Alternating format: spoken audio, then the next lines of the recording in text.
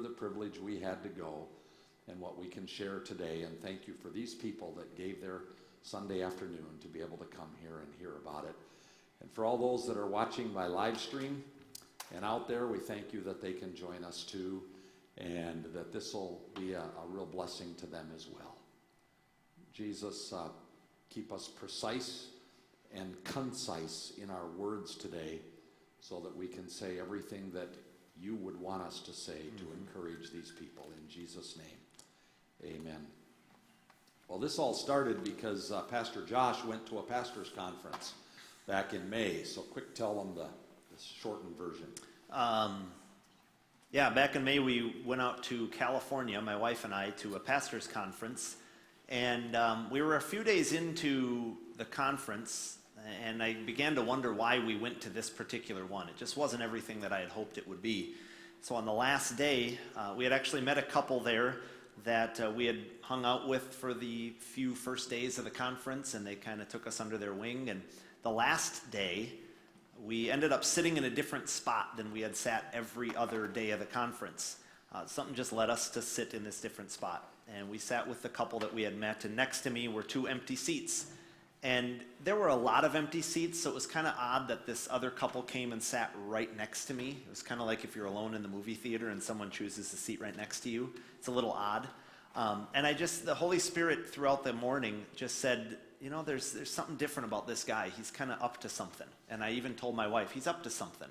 And she's like, what? I'm like, I don't know, he just is. And so anyway, in meeting him and talking to him for probably a half an hour, he had said that he likes to go to Israel. And he said, is that something you'd ever like to do? I said, well, of course, but like 30 years from now, because that's not anything that I can do. Well, fast forward a few weeks, and I had contacted this guy on Facebook just to see how things were going, and we kind of made friends that way. And all of a sudden, in the office arrives this envelope in the mail that was all expenses paid to Israel for myself. The only way that I possibly could have gone was not under my own financial way of doing it, but somebody else. And praise the Lord, he did, because then when we went camping on our family trip, I said, I need someone to go with, because I don't know this person really other than the half hour I met him. And I knew he was supposed to go. So he luckily and willingly said, I'm going to go too. So that's how we were able to go. And then we actually were able to take his best friend from North Dakota, and he was able to come with us too. So it was amazing how the Lord worked out, not only me going, but that was the way that he was going to go, and his friend was going to go too. So that was a real bonus. And it was a real bonus to my friend, because he had just lost a 32-year-old daughter to cystic fibrosis earlier in the year. And so it was a real time for him to be refreshed and encouraged in the Lord, and for he and I to spend time together in a room together for the whole trip. So yeah. So anyway, it seems like it was, it seems like 2 months ago that we went, but it was 2 months ago today that we left. And everyone's tired.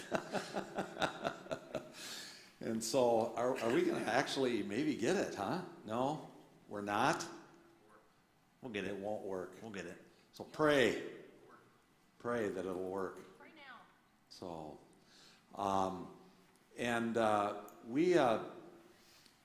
it was interesting because the tour started, it was arranged by our Conservative Baptist region of churches in California, the Pacific Network, and the executive minister of that area arranged for this trip, and we got connected with it through Josh, obviously, but the trip originated in Los Angeles. So we had to fly from Minneapolis to Los Angeles to join the trip, and then from Los Angeles back to Toronto, and then from Toronto to Tel Aviv. We tried to get on a plane to go from Minneapolis to Toronto and join the tour there. It would have been a lot smarter and quicker and less sleep deprived. But international law for tours says that once you've crossed an international boundary, you can't have anybody new join your tour.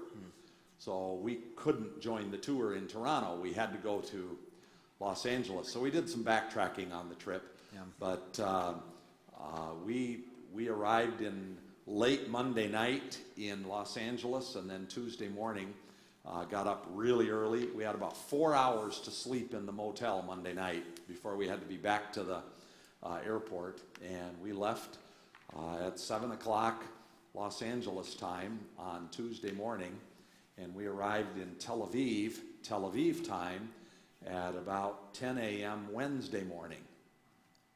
So that's where our tour started, was in Tel Aviv, and that's where we would pick up with the pictures if we had them. So why don't you guys ask some questions for a little bit that we could answer. If you have questions about what it's like to go, where, anything, and then we'll get into the pictures as soon as they get it working. What was the most impactful experience for you? You want to go first? Yeah, that's a common question that I still don't have an answer to. The question was, what was the most impactful experience? The most recent, well, I won't take that one because that's his, I think. There was one site that we were able to visit where I think a lot of details came together, and I didn't realize how symbolic many of the locations were, down to every little detail. And one of the pictures will show that, and the location was Caesarea Philippi. And it was there where we walk up to this enormous rock cliff, where carved into the cliff was an old temple that was for worshiping pagan gods. And it was at that moment where all of a sudden we're on the far northern end of Israel, and here's this temple that they say is the location that Jesus stood with a few of his disciples and basically announced, "This is who I am." And that story in and of itself is fantastic, but he did it on a location saying, historically this place has been used for all these other gods. And he stood there and said, "I'm God."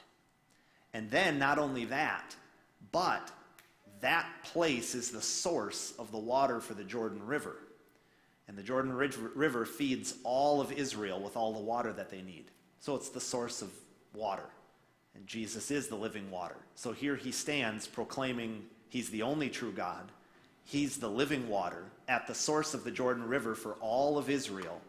And then on top of that, there's this particular rock cliff that you'll see.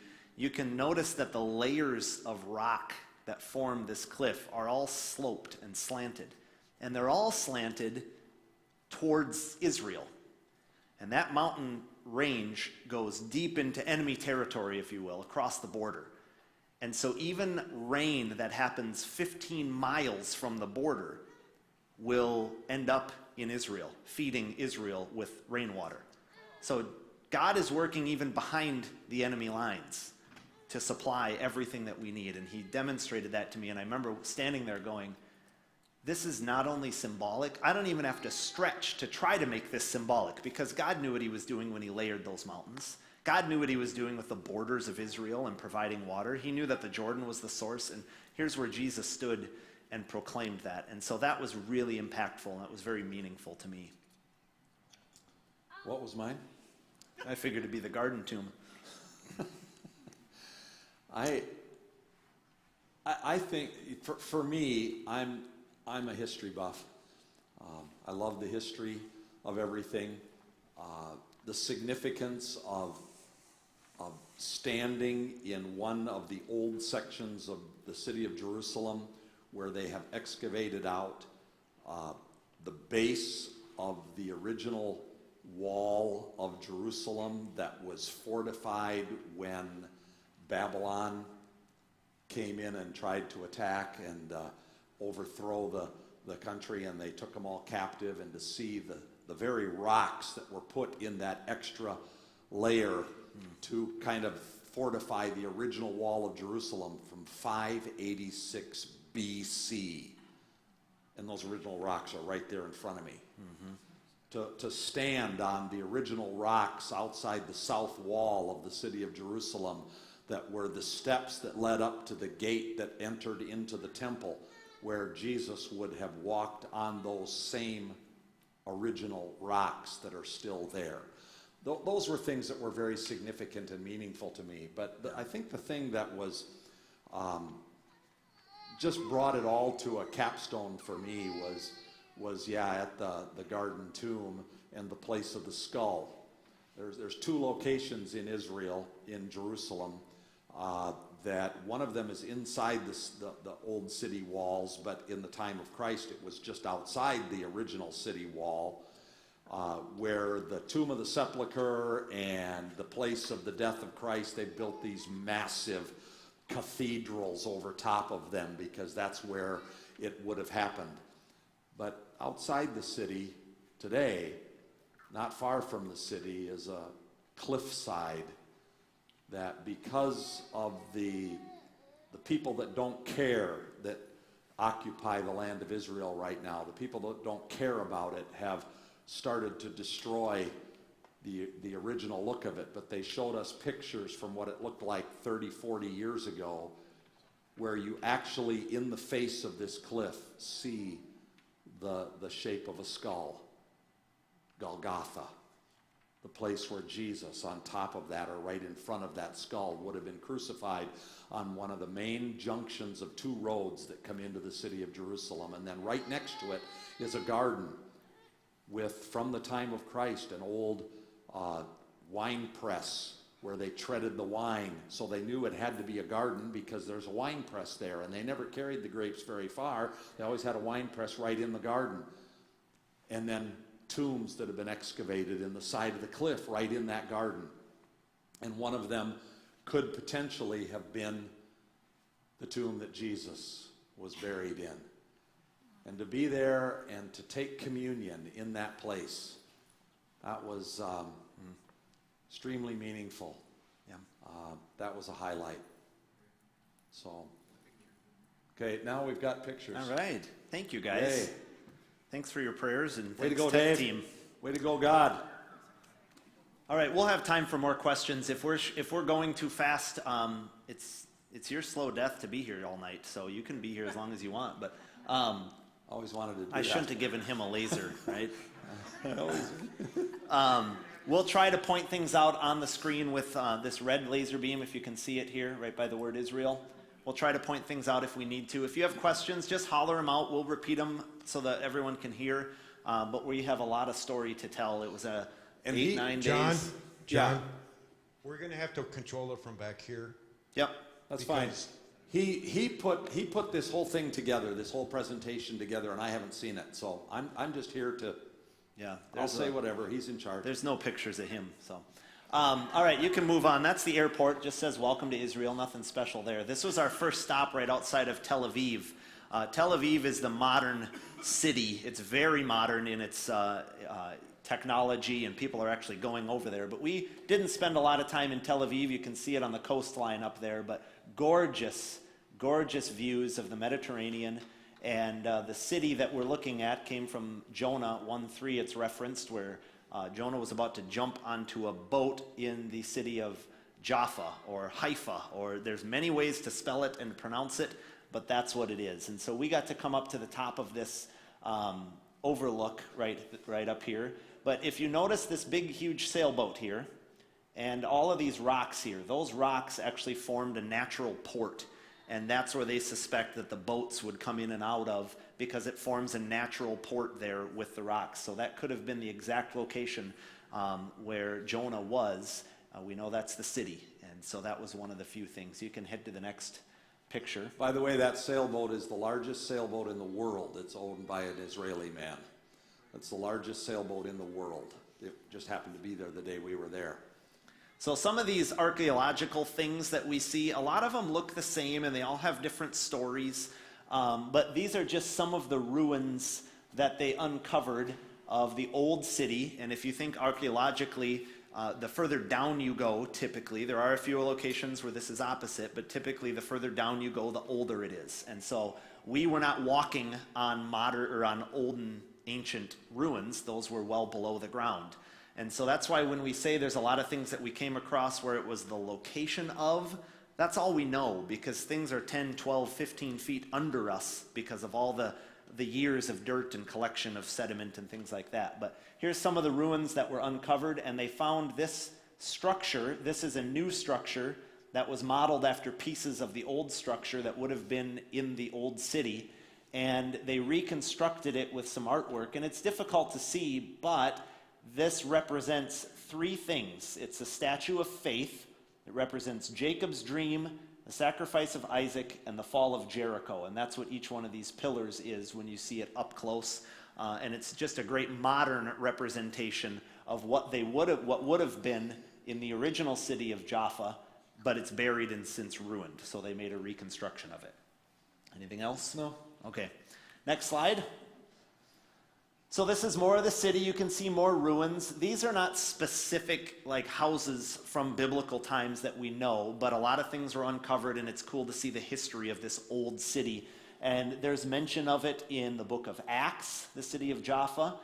This particular road in this middle picture is actually the road of Solomon that's mentioned when he needed the cedars to be brought, and they were brought down the road. They call it now the road of Solomon, and into or from the Mediterranean. That is the actual road that they suspect was the main way that would have been transported. In fact, up in the upper right-hand corner, in the city of Jaffa, which if you read the Old Testament in the story of Daniel, it was Joppa, Joppa, same city.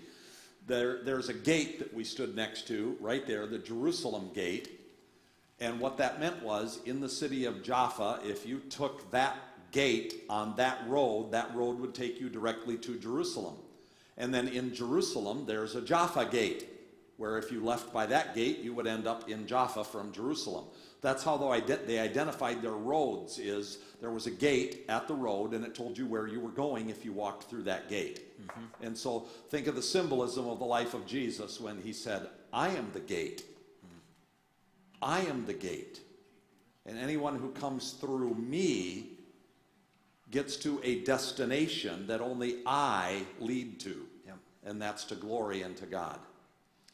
And then, of course, we had to stop for our first meal, which was we had an option. We chose the shawarma. Shawarmas. Chicken shawarma.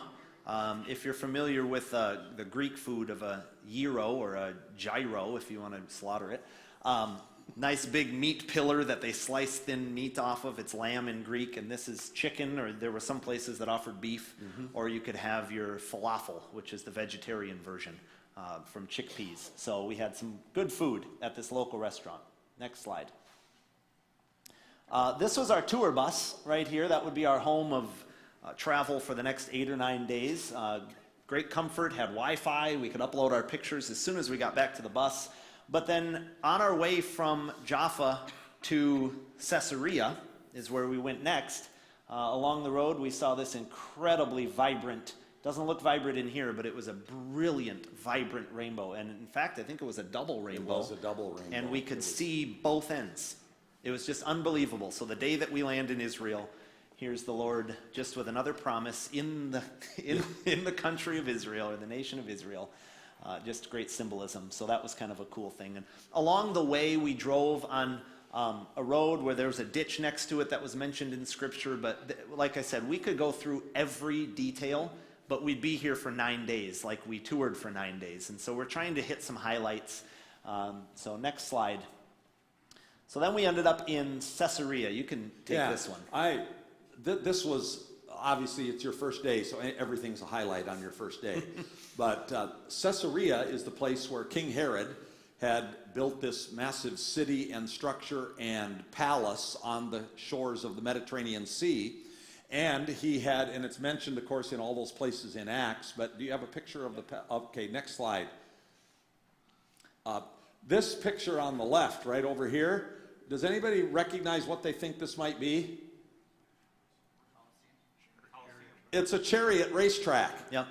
Where Herod held the chariot races. Anybody see the movie Ben-Hur? That's exactly that spot where it took place. And this has not been reconstructed. This was buried under the sands of the Mediterranean Sea, and they have now excavated the whole thing. so that all of those rocks over there, which, by the way, those are the public toilets, in case you're wondering what that is. As you enter, As you they're out in enter. the open, and you would sit on those stones and You'd sit use the with a restroom. cheek on each stone, and, You didn't though. well, we sat on it. We didn't use reenacted, them. We but yeah, reenacted. not officially. Yeah. But if you see all of these layers of stairs that are the benches, the bleachers for the, all of that is the original from Jesus' day when Herod had it constructed. Who's been to Israel in the past? How long ago? And this may be new to you, because I want to say this is within the last 15 or 20 This is years. within the last 15 or 20 years that they've dug this all out, and this is an amazing location here of all. That's all the original way that it would have looked exactly that way in the days of Jesus when they held their chariot races. So it was fascinating. Next slide. And at Caesarea also was Herod's palace. You can see a picture of it over here of an artist rendition of what it did. Notice the pool right there with all of the promenades around it and stuff. There's the original pool as it would have been in that palace. These pillars are reconstructed to look like the pillars that would have held up the palace. But that was awesome too, because something else happened at that palace. That in the lower level of that palace is where Paul was held prisoner for 2 years prior to being sent to Rome for his final trial. This is the palace where Paul would have been held prisoner. And they say the funny thing about that, if you will, is this was a bustling city. There was activity, there was chariot races, and the proximity was very close. And so here's a prisoner hearing the ocean, hearing the waves, hearing the excitement. And what a miserable sentence to hear the excitement, be so close yet so far away. Next Okay. slide. Oh, Yeah, go ahead. This was the theater in Caesarea, okay? Most of all of these seats have all been reconstructed and the floor, but this was the location, and there are a few of the seats that were original that you could see in there, but this is where all of the entertainment would take place in the city, and they still use this. They bring artist troops and drama troops out from Jerusalem, and they still have performances in that theater. Okay. next. And then we had a beautiful sunset where we went outside the city of Caesarea and got to see the aqueduct. This was how they brought water to Caesarea from up on the edge of the mountains. They built this incredible aqueduct, and it used to only be one channel, and now when later on the Romans took over, they made it bigger and they put in 2 water channels. But that's exactly how all the water was brought. So that's engineered to have just the right slope in it for about They said 5 or 6 5 miles. or 6 miles to the source where the spring was on the edge of the mountains, and flow all the water supply into the city of Caesarea. And so that's where we were when that magnificent sunset took place over the Mediterranean Sea. Next slide. So that was our first day, and you can see I tried to put the map in how long it would take to walk. Now, obviously, some of this won't apply because Jesus didn't literally walk the same path, but you can start to get the sense of when you piece together that Jesus went from here to there to there. It wasn't like we know where we could drive very quickly 100 miles. So the amount that we drove was 90 miles. It would have taken 30 hours to walk on the path that we did in the first day to get to Tiberias at the hotel. And that'll come in more as we travel. So that was the end of day 1. We got back to our hotel after being up a long time and traveling, flying, touring, and we were ready for supper and ready for bed. So you can hit the next slide. So we woke up the next morning in our hotel overlooking the Sea of Galilee. And that's what we saw there. And we had a sunrise that first day. The Lord blessed us with incredible weather and incredible clarity from what we heard. That a lot of the places we stopped, the tour guy said, it's usually never this clear. You can't see that far. And so we were very blessed, and we got to see this sunset. But sunrise. The reason I took this second picture is because Israel's a little strange. When it comes to taking tourist pictures, these are incredible shots of the sunsets and sunrises and overlooking the sea. But if this was a full panoramic picture, this right here is exactly what was out our hotel room window as well.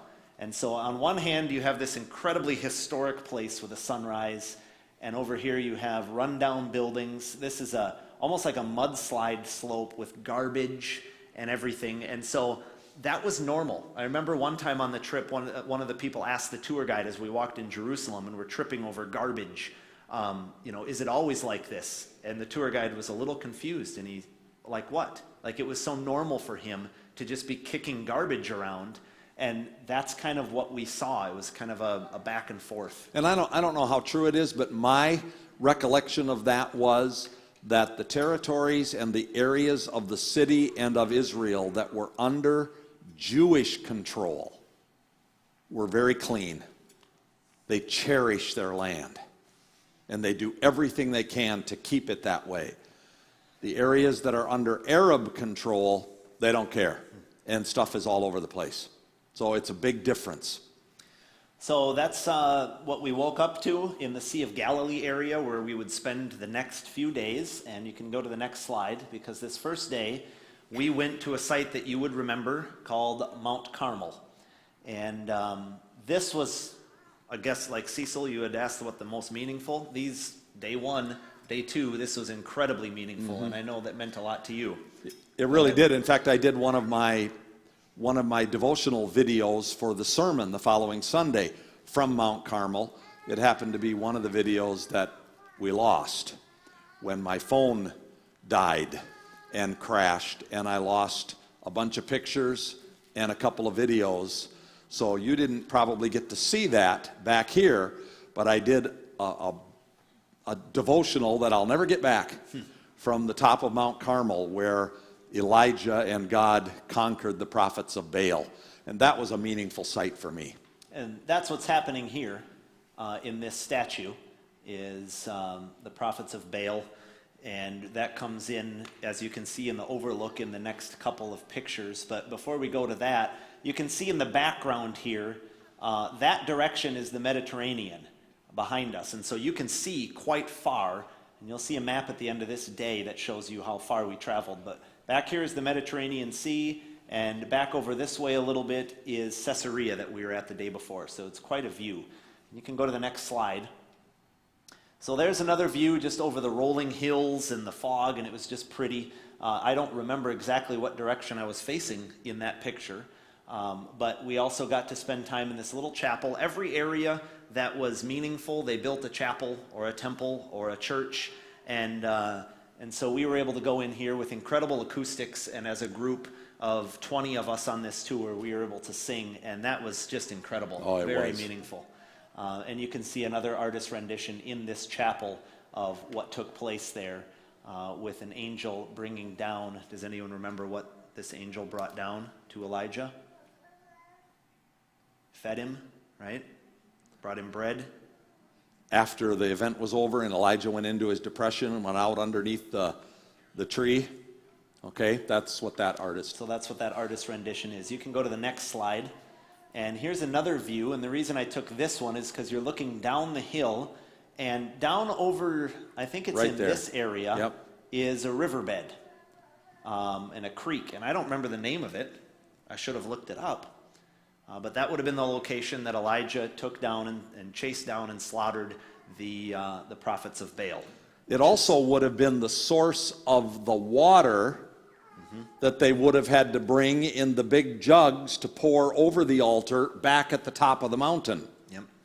So when Elijah said to those guys, go fill jugs with water and let's soak this altar, they had to walk from the top of this, and we were told that that distance to that valley, down, that riverbed down there, was almost 3 miles. Yeah. That they would have carried that water to soak that altar with. So those are the things that you can hear and read about in Scripture, but you don't realize that's not a simple request, go and fill water. When I ask my kids to get me a cup of water from the faucet, it seems like it's the end of the world. But this is 3 miles to go back and forth and back and forth. And so just a lot of significance. And over in this direction, I believe, 12 miles would have been the distance. Am I getting the direction Yes. correct? Yes. Would have been the distance that Elijah would have ran and outrun the chariots when he needed to deliver the news. When they went back to the city, remember when he said the rain clouds were coming? And he showed that picture of the view out over the Mediterranean. That's where the rain clouds came up. And then Elijah announced, okay, from this spot, we got to get back to the city, Jezreel. And so they ran, and Elijah outran the chariots 12 miles to that city from that location. So down the hill, over the hills, through the valley, across the plains, he outran them. All right, next slide. This is just another beautiful view. You can see how the fog is lifted while we were up there early in the morning, and we have a better view, just another direction over Israel. Next slide. This was on the road Beside the road. Beside the road, and so we were able to quick snap a picture of old tombs that would have been built in the cliffside. That rock is obviously not original. It was placed there as a just a visual aid for what it would have looked like. But those were tombs that were carved into the rock side for burials. And those would have been original. Yes. Those were not reconstructions like we'll see in a little bit. Those would have been original. So you can move on to the next one. This one I think you need to talk about. Yeah, this was one of my favorite locations. Yeah. Megiddo. Anybody recognize the name Megiddo? What's associated with Megiddo? Pardon? The Battle of Armageddon will take place right here at the end of the tribulation. Okay, the Battle of Armageddon. The city of Megiddo has always been a strategic location. There are 25 layers of civilizations in the city of Megiddo that they have excavated. 25 layers of civilizations. It would get overthrown by one country and destroyed. That country would then rebuild it on top of the old ruins. 25 layers. It has always been strategic. And this place was highly significant because you can see the whole plain of Megiddo where the battle will take place from this hillside where this city is located. And it was just fascinating to be there. And again, we've got to keep our descriptions short or we'll be here because you've got about 140 pictures here to go through. But real quick, you can see why it was a major city because all of these dotted lines are access roads. And right in the middle here, that's Megiddo. So from every direction, this was why it was so popular. It was very strategic. This is just an aerial shot of where we were, not that I didn't take that. This is a little model that they had of the city. And you can go to the next picture and we'll start to see what it actually looked like. These are just city ruins, the city gates. This on the right here would have been the city gate. It's not complete. It would have been an arch or something like that with guard posts on either side as you enter the city. And these are just ruins. Again, nothing special that we know of on the stairs, not like anything meaningful that we would remember from Scripture happened on these stairs. But you can start to piece together what these ruins look like, what cities back in Jesus' time would have looked like. You can move on to the next slide. This is a pretty interesting area, and I think you talked about this in your sermon, but why don't you fill us in? Yeah, I did. I did a video from this location also that I'm not sure got preserved for that sermon because this was a special place too. This round thing right here, okay, is described in the sign, or else I'd ask you what it might be. But this is the altar. Every one of the 25 civilizations that they found all used this same location for whatever they chose for their worship, for all of their sacrifice and their sacred place. This was the spiritual center of the town. And it was one of the first things that back in the days when Great Britain came in and started all of these excavations, before they really knew archaeological skill of how to uncover stuff, they came in with a backhoe. And if you notice right down here in this corner, you can see how it looks like the hill was just dug out with a great big crane and a backhoe. That's exactly what they did. They just came in against the side of a hill and they started digging it all out like that, and then if they ended up seeing something, then they would carefully start to remove stuff, but they lost so much of what the city really had in it. But as they dug into this, the first place they came to was the sacred area, and that's been preserved the longest of that whole city. So every civilization built into the nature of man is a desire to know God. Yeah. We have to understand that. Built into the nature of every human being is the desire to know God and to worship a God. Okay? We're just so privileged that we get to know the God. Okay, you can go to the next slide, and it's more pictures of the city. In this middle one, this would have been a stable where horses would have been kept, and I think we talked about that and maybe even showed pictures in a sermon. Concrete, and they would have eaten out of there. And this right here would have been a grain bin, an underground silo, not an above ground. And so 2 different stairs so that they weren't trampling on the grain. You'd go down one and come up the other so you didn't go back and forth while you were walking on the grain to collect what you needed. This would have just been more ruins. I don't remember anything specific about that. I don't either. So you can move on to the next slide. We were able to go down under into the water cistern or the water system. Obviously, when you have a city, you need to have water. So you need protection, you need water. If you notice from the beginning of the photos that this particular city was kind of built up on a hill with slopes on all edges. That's called a tell. And what that is they were sloped so that anyone coming would have to climb up, and it would take them a while. A lot of times they were sloped long different distances or steep, so it was protection. So they had protection. This was the water, and they actually had to move the water because before they had a well dug inside the city. And what am I trying to... No, they never had water at Megiddo. That's right. They had to bring the water from outside the city That's what it walls. was. But then to keep it safe, they built a huge cistern Yep. inside the city and a tunnel system to outside. The tunnel system goes right there. It goes about 50 to 60 yards under the rock mountain. And they started digging from both ends, and they met in the middle. Now, you engineers, you figure out how they did that, working underneath 40 to 50 feet of solid rock, and they start on each end, and the guys doing all the digging and the carving, and they met in the middle. And we didn't see any areas in that mountain, in that tunnel, where they had made a mistake, and then they had to redirect. How do they do that? We asked that question, and they said what they think they did is that with a big hammer on the top of the mountain, they took the dirt off the rocks, and they would draw a line where they wanted the tunnel to go, and they would pound. Somebody would be up there all day long just pounding on the rock, and the people down in the tunnel would follow the sound coming down through the rock. And that would be their line then to get through the mountain. That's just one theory. But this tunnel goes outside the city walls. So how do you protect your water system, your water supply, from enemies? The first thing you'd do as an enemy is you'd come and you'd cut off their water supply. So what they did is after they got the tunnel built and the water system figured out, they built the slopes of the city over top of it, out by 100 yards or better, and buried it under 40 to 50 feet of dirt. So it looked like a part of the hill. So once they got it buried, you never had access from the outside ever again, only from the inside to get to the original source of the water. So the enemies could never shut off your water supply because they couldn't find it. Mm-hmm. Next picture.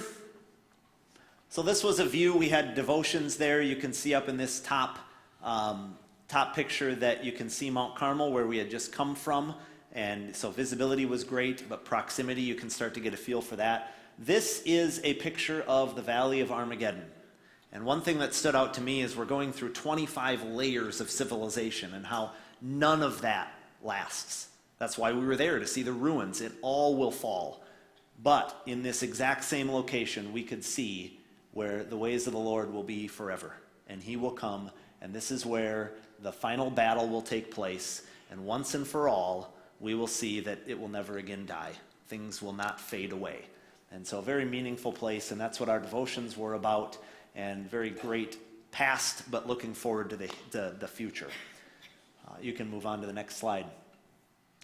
So we had the opportunity to go to a remake of a Nazareth village in the city of Nazareth. Can I just correct Yes. the word remake? They took, the city of Nazareth is very modern now, and it's under it's 70% Arab, okay? But within the confines of the city of Nazareth, there is a Christian organization that has bought land where they discovered from the era of Jesus an original wine press in the rock where they would have had a garden, where there would have been a homestead, and they found the foundations of some original houses. So on top of that original location that would have been in the original city of Nazareth when Jesus was born, they constructed what that city, what might have looked like for those things, and that's what you'll see here. But the original wine press is there still, that would have been the wine press used in Jesus' day in that location. So here we see an olive tree, and olives are, I believe, 70% of the world's olives. No, that's dates. Dates come from Dates, Israel. yeah. But olives are a huge deal. There's olive trees everywhere and very symbolic. And that's what this tree is here. And you can go to the next slide. This was inside that just gave you some of the different time periods and what they're associated with. A lot of them we heard from the Roman and the Byzantine area. We heard that quite a bit of the different ruins that we found, 1st century, 2nd century, all of that. And here's another place. This is just an illustration of why Israel is such a big deal. God knew what he was doing. He didn't just pick a random place of land in the world that he created. There's trade routes from the north, from Asia, from Africa coming up. And so it's a very centralized hub of all of the different places in the world need to come through Israel. You wouldn't think of that being over here. You think America's the center of the world. Israel really is in all of its trade route and everything that takes place. So that was illustrated to us there. You can go on to the next one.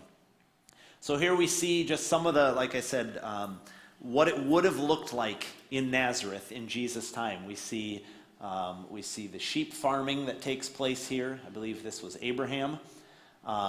And we see a tomb that would have been reconstructed, very tight in there. And this picture looks a little creepy, and it seems a little strange, but this was inside, not good light in this tomb that we crawled into. There's cutouts in the wall. These rectangles are cutouts. And that's where they would have put the bodies, and there were multiple places within the tomb. They had to be buried for 1 year, or in the tomb, and after that 1 year, they actually would go back and remove the bones and put the bones usually in a small container, something sentimental, and then outside in this area, outside the tomb, they would have had boxes of former family members that would be sitting there. And that had to take place, and so they didn't have a tomb that you just kept people in. They would go in a year later on the anniversary of their death and collect the bones. The tomb was only for decomposition. Yeah. That was it. It wasn't for permanent placement. Yep. Next slide. As we continued through the village, they did find all of these olive trees and grapes. Grapevines. And like he said earlier, they don't carry the grapes very far because they would bruise them and damage them. And so within the vineyard, they would have a wine press. And that's what this is, believe it or not. And the clue right here, you see this little channel? So you would have grapes right up here. You would stomp them, and any liquid would come right down this channel and into this pit, essentially, in the rocks and hold the grape juice. So they found that in the rocks and realized, okay, we've got a wine press, we've got a vineyard right here. This was within the old Nazareth. This is what it would have been. This is just a house that was, like I said, a reconstruction of what it would have looked like, and we got to go in and see this. And I do have a video, but I don't know if the videos are going to work. And that's okay. We can figure that out at a different time. But if you go to the next one, here we have the olive press. It doesn't look like an olive press. It looks like a donkey, and this guy here. But we have an olive press with a big stone, and this donkey would walk around this center pillar here, and this stone would roll over top of the olives and crush them just to the point that they would remove the pits, essentially, not damage the meat or anything or squeeze any oil out, because that's what this contraption is for the oil. And so the clarity of your olive oil was determined by which set of weights or how many weights were needed. The first press, the second press, the third press. And that's what these are. The first press, they would just barely press it down and get the first squeeze, the good stuff right out of it. That's extra virgin. Yep. The second set of weights would have been, it takes more effort, so it's not the good olive oil. And then the third press would have been used, I think they said, for cosmetics, things like that nowadays. But that's what this is. They would put them in baskets and put them over top of this hole. And this wooden piece is attached to this long pillar here. And they'd put the weights on and release it, and it would press down on that basket, and the olive oil would drip down and be collected, and they would take the good stuff and then do the consecutive presses. So that's what this thing was. So when you think about, the words of the scripture that talk about Jesus going through the olive press of death, that the scriptures refer prophetically to the Messiah having to be pressed as olives, or your life being pressed by all the circumstances of hardship and so on in your life. You can get a visual image of what olives went through to produce the oil that was so rich, and that out of every pressing of God against your life in a circumstance, there is a sweet and rich oil that is coming out, that is the value that God wants to bring out of your life. So that was a meaningful lesson for me. All right, next slide. This is the video, and I don't know if it'll play, but if it does, you can hear the popping of the pits of the olives. And if it doesn't, that's okay. We don't want to waste a lot of time on it. Yeah, we're only on day 2. Yeah. Why don't we move on? We could play that. That'll come out in a sermon at some point, I'm sure. Yeah. How do they separate them? So they go through this thing. Yep. And they're separated, but then how do they separate the pits from the olives? We didn't ask that. But I would assume- did. Oh, did you? Yeah. Okay. They would just gather all of that. The pits by this time would be crushed under the weight of that rock and would just be a part of the whole mash. Then they would put that into the basket, and as the basket is pressed, only the oil comes out the bottom of the basket. It's like putting something through, cheesecloth or something, so that it screens out all of the sediment and only the rich oil comes out. So that's what they did. There you go. All right, let's go to the next slide, and we'll continue in the Nazareth village. And we see the different crafts that were done in a village. And so we have woodworking, a lot of wooden created tools, not like the hammers that we have now. And so he has practiced and was able to show us the different things that he's able to do with a chisel and making his own hammers and nails and things like that. And we see how it would have been set up in a different homestead, sitting on the floor for dinner, those kinds of things. You can go to the next one. The next one was going to be a video as well, and it was a lady spinning yarn, and it was quite exceptional how you have all of the short little pieces of wool that take place. And somehow she's able to take these short little pieces but spin them with this tool into yarn, and it would take days. In the video it says, I think he had a small little ball that he was holding, and it would take 3 days to make that size. And so when you think about the effort that was put into something back then, it wasn't as quick as we have it now. So it was quite impressive. You can go to the next one. This was quite meaningful, and why don't you I think I explain had that this? in my sermon a little bit ago, the synagogue, and why we set up our chairs even this way in church to kind of represent that with and there you can see the picture of the reconstructed synagogue of Nazareth, of about the size it would have been for the size of city that it was, for the number of people that were there. You sat all the way around, all 4 walls on 3 benches, and you sat looking across at people to create community, just like we've done here. And so that's what we tried to create right here a little bit when we got back from Isreal, because that was so meaningful to me. How does this assist community for us to be able to sit, to see each other more, and to be around the centrality of the Word of God? To close out this Nazareth village, as we sat in the synagogue, they gave us a little oil lamp just like this as a gift.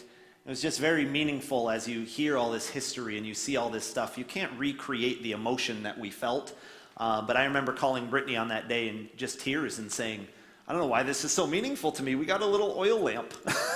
But it was incredible on that day, and this verse that they had on the wall, what Jesus said, that I am the light of the world. He who follows me will never walk in darkness. And what a great reminder in that little village. So that was, again, very meaningful. So you can go to the next slide, and I'll let you do some talking. Oh, okay. Mount Precipice. This is the site that they believe would have been the place, because of the cliff structures, would have been the place that when Jesus preached that first sermon in the synagogue of Nazareth, like we were just at, in that synagogue, when Jesus said, this prophecy is fulfilled today in your midst, I am that Messiah. And what does it say they did? They gathered him up and they forced him outside, they bound him up and they took him outside to the edge of a cliff and were going to cast him off to kill him. Okay, this is the place where we did that funny video with Josh falling off the rock like he was the one going over the cliff, remember?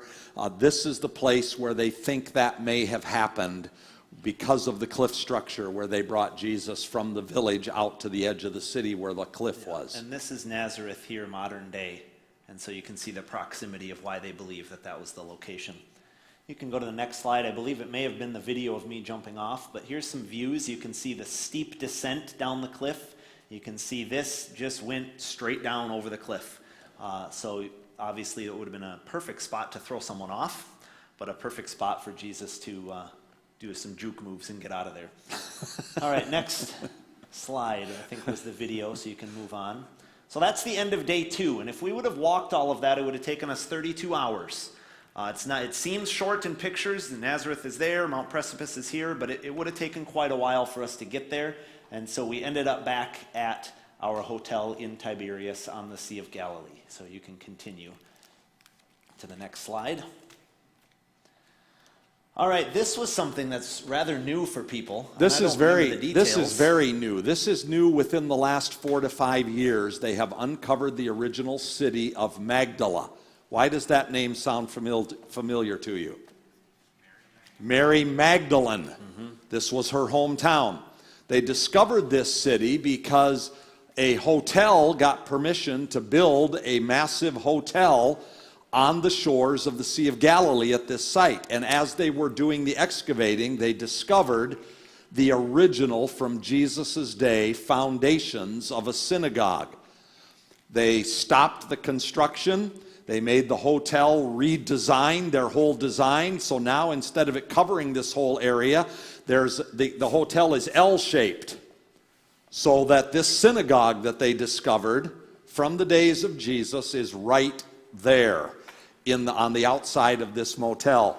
And so this has all been excavated. And the fascinating thing about this, do you have a picture of the pillars that block the street? Yes. If you move on to the next slide, I think we'll see some of that. Oh, there's just some of the cliffside right across the highway, right on the Sea of Galilee, is this incredible cliff, and that provides protection for this city of Magdala. We needed protection in cities, and this would provide protection. Go on to the next slide, and there's the synagogue. There's the synagogue. Uncovered. You can see the pillars over here of the synagogue, but you only see 3 of them. There's 1, 2, 3. 3 pillars in this synagogue. Notice the benches, and they're all facing each other. That was the synagogue they uncovered, but they couldn't figure out why there were only 3 pillars. Well, inside that synagogue was also this. This is a reconstruction. The original one is under a glass protected area in this location. But this is their altar in the synagogue. They discovered the original one. And what they discovered was that if you looked at this very closely, you'll see right here the design of pillars. And in here you would see what's the candelabra? Menorah. The menorah. You would see the menorah, and you would see some vases. The outside of this altar, which is right there in the synagogue, the outside of it is an exact duplicate of Herod's temple in the city of Jerusalem in the days of Jesus.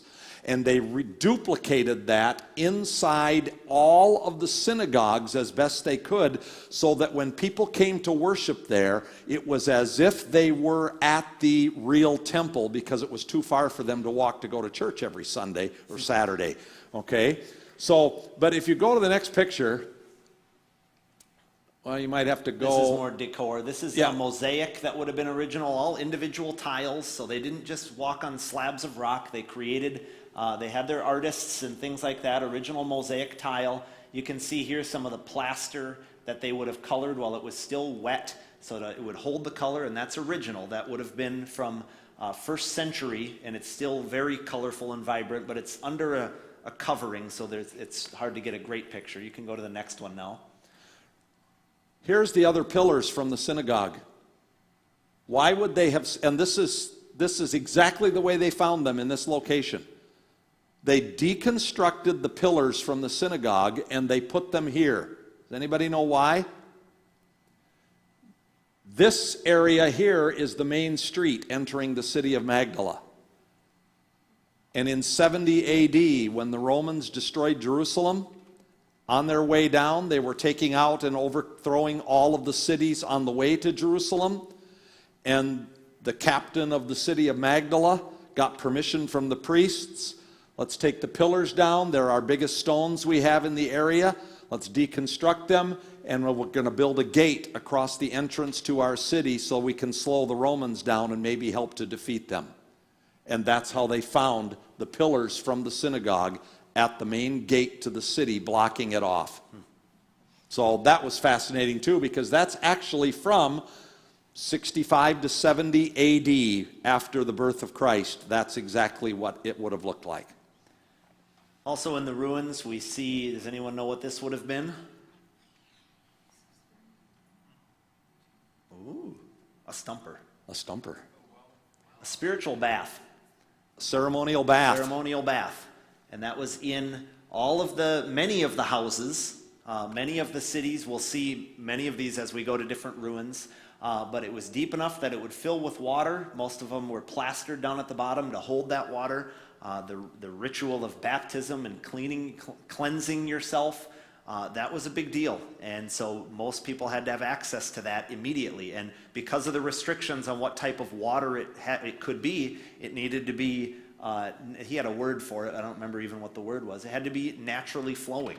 It couldn't be altered by man in any way. And so seeping from the ground was permitted, and that would check that box of ritualistic things that they needed to do. So you can move on to the next slide. There's more things that they would build, great churches and temples and things like that overlooking the Sea of Galilee back over here. And we got a chance to go inside of here and just see different things. So we'll move through those quickly because, again, that's not a Jesus time church from first century. But let's go inside. Let's take the next slide. And there were 4 different small chapels within that big one off to the side. And they created these gorgeous mosaics with glass tiles. That's what these are. And you can see, I zoomed in here, and you can see it looks pixelated. That's because they're all individual tiles that are about this big. 180,000 tiles in each one of those pictures. And they all depict something different that was happening close proximity to the Sea of Galilee area that we're in. And so that was just beautiful to be able to see. You can go on to the next one, because how they constructed this main auditorium for worship, this up here looks like an old boat, and this tile up here is so slick that it looks like a lake. Like that boat is supposed to be resting on the Sea of Galilee as you sit in the church service. And right outside there's an infinity pond, so it looks like that boat is floating on the water. Just a cool design. And then in the basement, they had another chapel, rounded seating so everyone could see each other. This incredible picture here, I think if you go to the next slide, I think there's a zoom in that I took from the internet. I didn't take this. But this is the painting. And does anyone remember that story?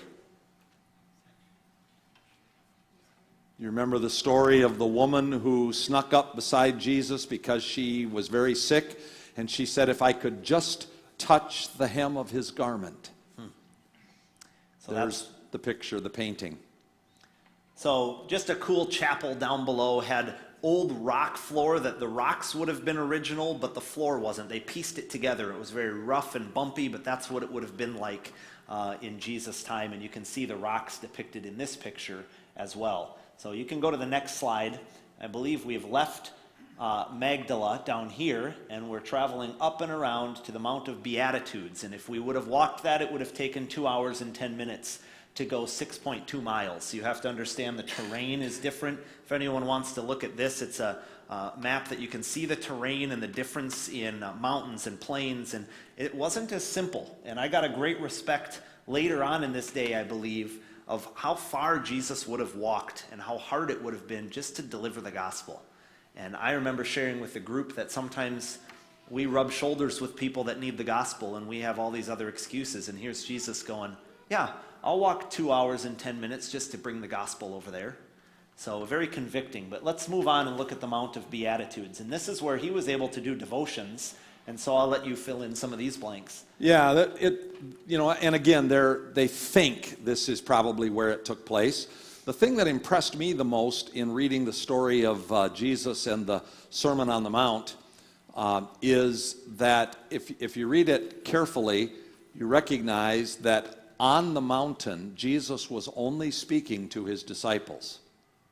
And yet he was speaking in a place that as hundreds and maybe thousands of people had followed to that area so they could hear him, they actually had to sit all down below the hill down here, but sound would have carried so they could have heard.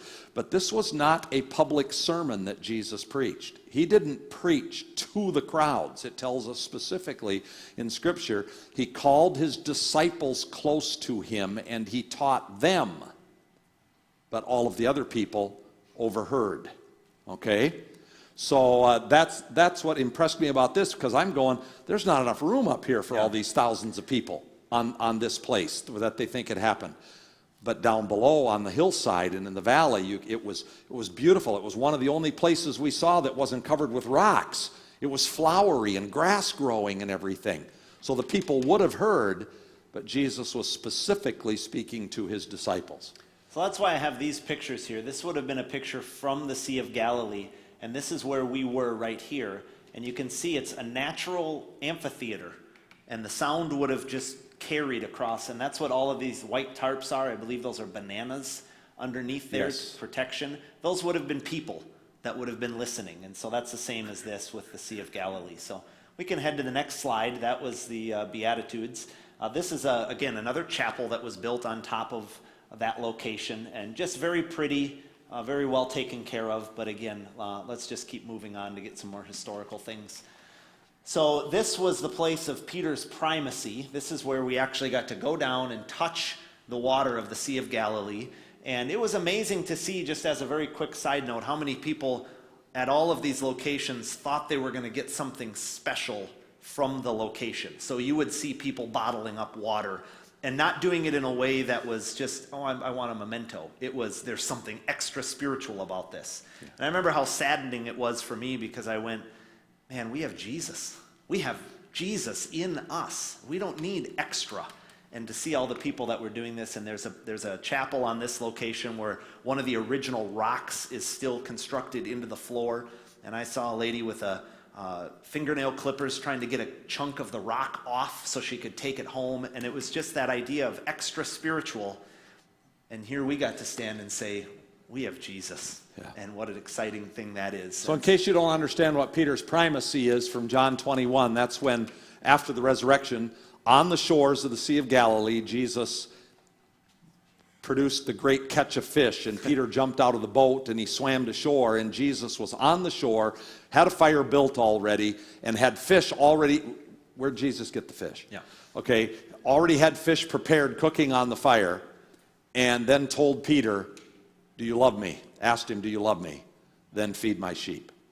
Making Peter, again, understand the incredible grace and forgiveness that God offers through Jesus Christ, that no matter how you have failed, no matter how you have denied him, no matter what you have done, Jesus says, I love you, and I restore you, and I put you in a place of primacy. The reason it's called Peter's primacy is because of the Roman Catholic belief that Peter was the first pope, the prime pope, that he was given primacy over all the church. And we know that that's not what Jesus meant when he said that. Mm-hmm. He was just asking Peter and restoring Peter to ministry.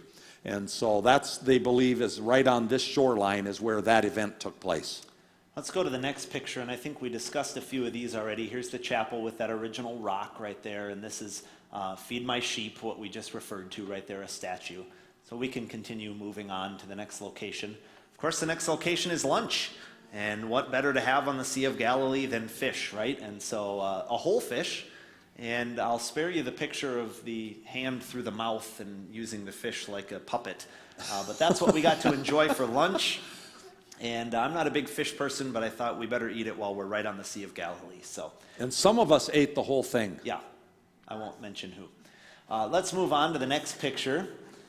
And this was kind of a cool thing that we got to see, another historical thing. We don't know what this boat was used for, but we do know that it is a boat that would have been from Jesus' time. They found it, I believe it was two brothers that were fishing. Yep. And they found something buried in the mud, and upon digging around it, they realized this is an intact boat from first century. And so right now it's very supported, and it's quite a story on how they excavated this and everything that they had to do to get it up, to float it out into place, and we can fill you in on those details. It was quite extravagant, and it's Ask a us really personally sometime because really it was cool amazing. story. But we got to see this ancient boat at this museum. And that was supposed to be right before our boat ride on the Sea of Galilee, but that had to get delayed until the next day. And so if you go to the next picture, you can see what we were able to do next. And this is our friend Dave from North Dakota. And we got to go to one of the two baptismal sites on the Jordan River. This one was, in my opinion, a least likely location Yes. of Jesus' baptism, but it was one of the locations that could have been. And the reason I took these pictures is because I was amazed at how beautiful it looked and how plush it was. And I asked our tour guide if that was what it would have looked like, and he said absolutely not. It would have been desolate. All of these trees that you see happened within the last 100 years, 120 years. And so before that, it would have looked more like the southern site that we'll see in a little bit. But there's the Jordan River, our first stop at the Jordan River, and we got to take part in a baptismal ceremony for whoever wanted to. And you got the privilege to do that. I got to baptize 3 people from our tour, and Dave was one of them. And Dave has been a Christian for a long time and been baptized before. But Dave is a very funny guy, and he just always wants now for the rest of his life to be able to tell people that he was baptized in the Jordan River by John the Baptist. So, there you have it. So let's go on to the next place. Now, this was at our hotel. We were well fed, and we had a great buffet, and I said before the trip I wanted to try something new every day. Does anyone know what that is? Yes, beef tongue. It was actually delicious. It was good. It was very good. The most tender roast you've ever had, that's more tender and not mushy. Very good. So I would encourage you to try Save the cow tongue in Israel. All right, let's move on before we gross Sally out. This is what would have taken place if we would have walked. This is the end of day 3, and so we started here in Tiberias, went up, and then came all the way back down. It would have taken us 12 hours and 36 minutes to visit all of those sites.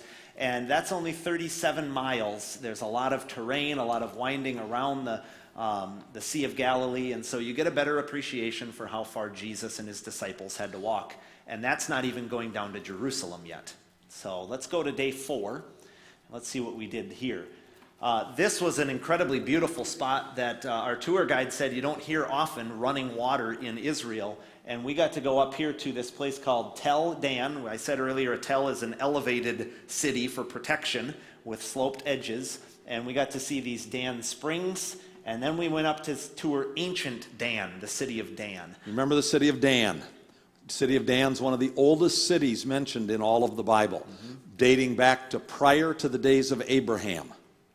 So, and you're going to see something in a little bit that takes us back all the way that far. So let's go to the next picture, or the next slide. Here's some of the walls that the city would have looked like. And you can see these are just very high. I have a picture of me standing, and I think I only come up to this rock right here. So it looks short in this picture, but these are very massive rocks, very strong walls. And you can see as you move in, this would have been an altar right outside the city gates, and these would have been the city gates right here. And this is a different city gates than we saw, because once you enter the gates, let's go to the next picture, or the next slide. Once you enter the gates, actually that's the next one, but here's, you see this circle right here?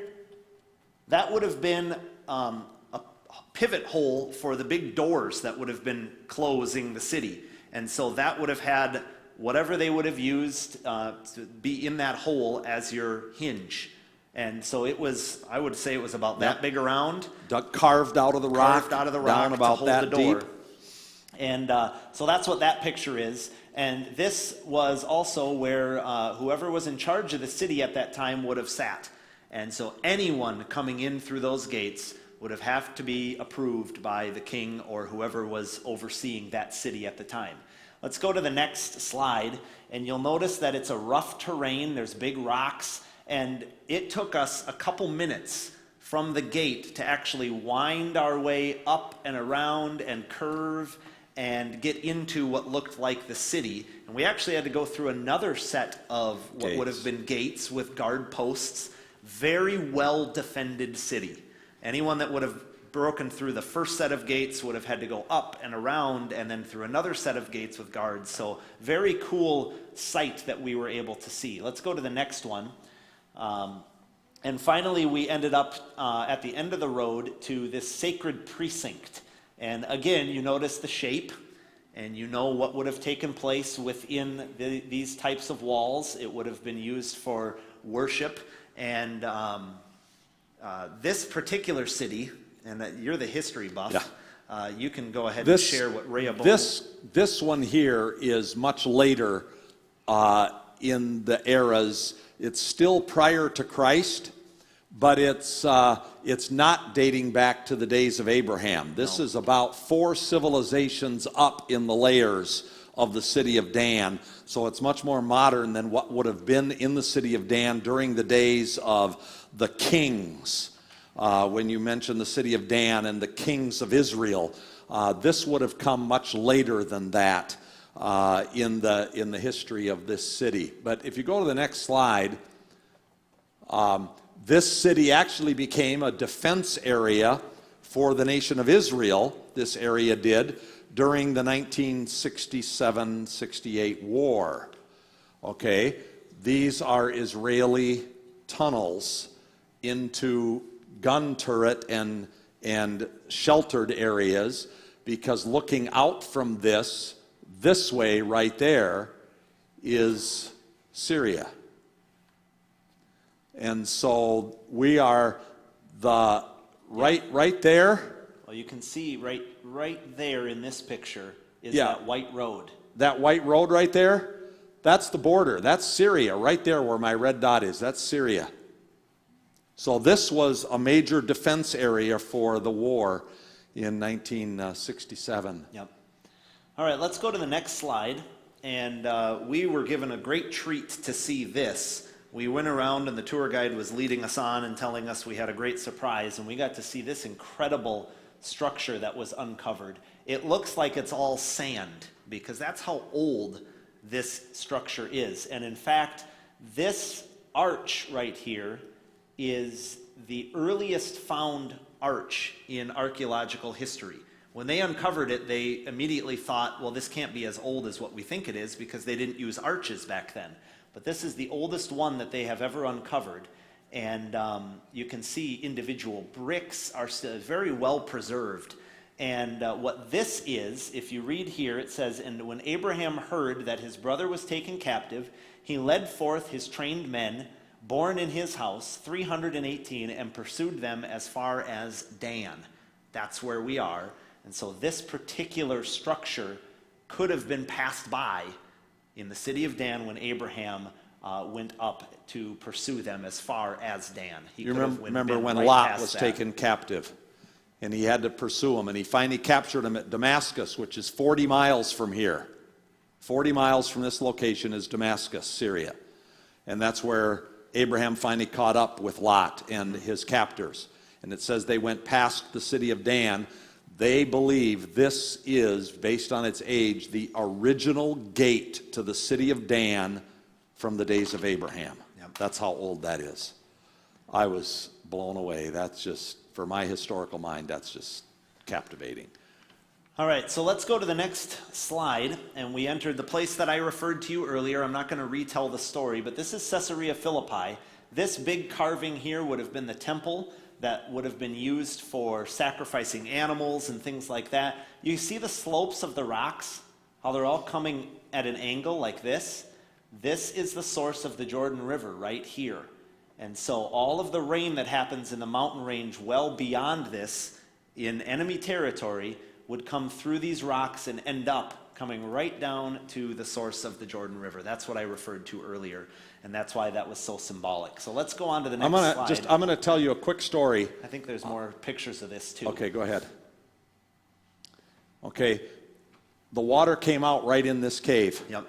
Okay, and so this temple right here was the temple of Pan. Anybody remember the god Pan, who was half goat on the bottom and half human on the top? That's who they worshiped here. So they would sacrifice goats in this temple, take them out on a ramp into the middle of this cave and place them on a rock as the waters would fill. And as the waters would fill, if the god Pan was satisfied with their sacrifice, the water would come out of the temple into the Jordan River pure with no blood in it. If the god wasn't sacrificed, there'd be blood in the water, and they would have to sacrifice again. Blood in the water. Jesus said at this location to Peter, I am the rock. Upon this rock I will build my church, and the gates of hell will not prevail against it. What did his sacrifice do? They shoved the spear into his side, and outflowed blood and water. He did it exactly the opposite of what the false worship did. They thought the water had to come out clean. Jesus said, no, blood and water is how you are born again. That's right. By the blood of Jesus. And Jesus said, I'll build my church on that truth. And they believe this is the exact location where Jesus made that statement as they overlooked this false worship. So you see how it all comes full circle. Jesus knew what he was doing. He knew what he was talking about. A great location that we got to see. Let's go on to the next one. And again, we had lunch, great spread of food, and we had plenty to eat. Again, I just wanted to show you that. Nothing special about that. It's not ancient food. So let's move on to the next picture. And we got to go to Mount Bental. We were up in the northern part of Israel. And this didn't have any biblical significance, but it has a lot of historical significance for Israel. This was an outpost or a bank, what am I trying to say? A bunker for the Israeli army. And so let's go, and you can see the reason I took a panoramic is this is right on the tip as we were able to see 3 different countries on the northern side of Israel. And so this is actually used still today, and I got a picture coming up. Let's go to that next picture and see if I put it right there. This picture right here was UN soldiers that still use this during daylight hours because they can see all the enemy territory. And so it's still very significant for Israeli protection. And these were 2 different UN soldiers that were there just making sure. A lot of times the tour guide even said you can hear gunfire from a long ways off. And so it's a very strategic place even now for protection of Israel. The day that we were there, at the time that we were there right here, 8 hours earlier, Israeli jets had bombed a Syrian military base outside of Damascus, just 30 miles from where we're standing. That had happened 8 hours earlier before we were there. So stuff is still happening over there. You won't hear about much of it here, and we'll get to that in a little bit. If you're a history buff like me, you can go back and you can look in the 1967 war at the tank battle that took place as the Syrians tried to invade Israel from the north with tanks, and the Israeli tank army, severely outmanned, overthrew them. And you can read about that if you're interested in history. So we got to see bunkers. We got to go down underground into the different bunkers and tunnels. But again, this was more of a historical Israel type of location. So let's go to the next one. This was the day we ended up getting to go on the Sea of Galilee boat trip, and you got to lead devotions from did. the boat. So why don't you fill us in on this? Well, it was great. Yeah. Yeah, We took a boat on the Sea of Galilee. What else is there to say, right? It was just awesome to be out on the Sea of Galilee and to talk about what faith really is. And it was very interesting because our tour guide, my friend from North Dakota and I had asked him after the first day of our tour, because of his incredible knowledge of the New Testament and the things of Christ, we asked him what turned out to be a rather embarrassing question, but we asked him, "So how long have you been a Christian?" And his answer was, "I am not a Christian. I am a Jew." They have to take 3 years of training to become a tour guide in Israel. 1 whole year of training just studying the New Testament. And when I got done with my devotional on the Sea of Galilee, talking about what faith really is, he came up to me at the end of that and he said, "Thank you, Pastor. That was really good. That meant something to me." So I don't know. I pray for our tour guide all the time. He was a great guy, but not born again. You can go to the next picture and we'll just see the sunset we got to take part in and on the boat on the Sea of Galilee. Very beautiful. They demonstrated throwing a fishing net for us, just little fun things that we got to experience. And this would have been an old Roman city on the top of this hill, and you can see this winding path. That would have been how they would have accessed that city, back and forth all the way up that hill. Again, protection, water source, all of that for an old city. We got to see that on the banks while we were on the boat out on the Sea of Galilee. So you can continue and head to the next slide. That's the end of day 4. Had we walked all of that, again, another 30 hours. And we ended back at the hotel in Tiberias. And let's go to the next slide and let's see what we were able to see here. We're going to maybe have to skip some of this because we're only on day 5 now and it's already 4:30. It goes faster. Okay. Yeah. Once we get to Jerusalem, I'll try to keep him moving because you love Jerusalem, I think, and the history that takes place there. But this is another city. You notice how the landscape is up here where modern day is, and this is very sunken down because you got to dig down. And we're able to see this incredible city. Here's the main walkway with pillars. There would have been shops over here. There's more pillars over here. Great big city. Beit Shean, and it's mentioned in 2 Samuel. And let's go to the next slide and we'll try to rush through this. This is just what the city would have looked like. And you can see here's the main street right here with the pillars. This would have been the biblical location, the original site. And you can see there's the slopes up high for protection. That's the original city, and that's where that picture was taken. We got to walk all the way up there. Josh and I and one other guy walked all the way to the top of that and took those pictures. Just in case you want a historical context of this, do you remember when Saul and Jonathan were killed by the invading army? They were killed, and their bodies were hung on the wall of the city for everybody to see. Okay? That's where it took place, in the city on top of that hill. So let's go to the next slide, and I think I put the scripture references at some point, but more of the city, you can just kind of get a feel for what it looks like.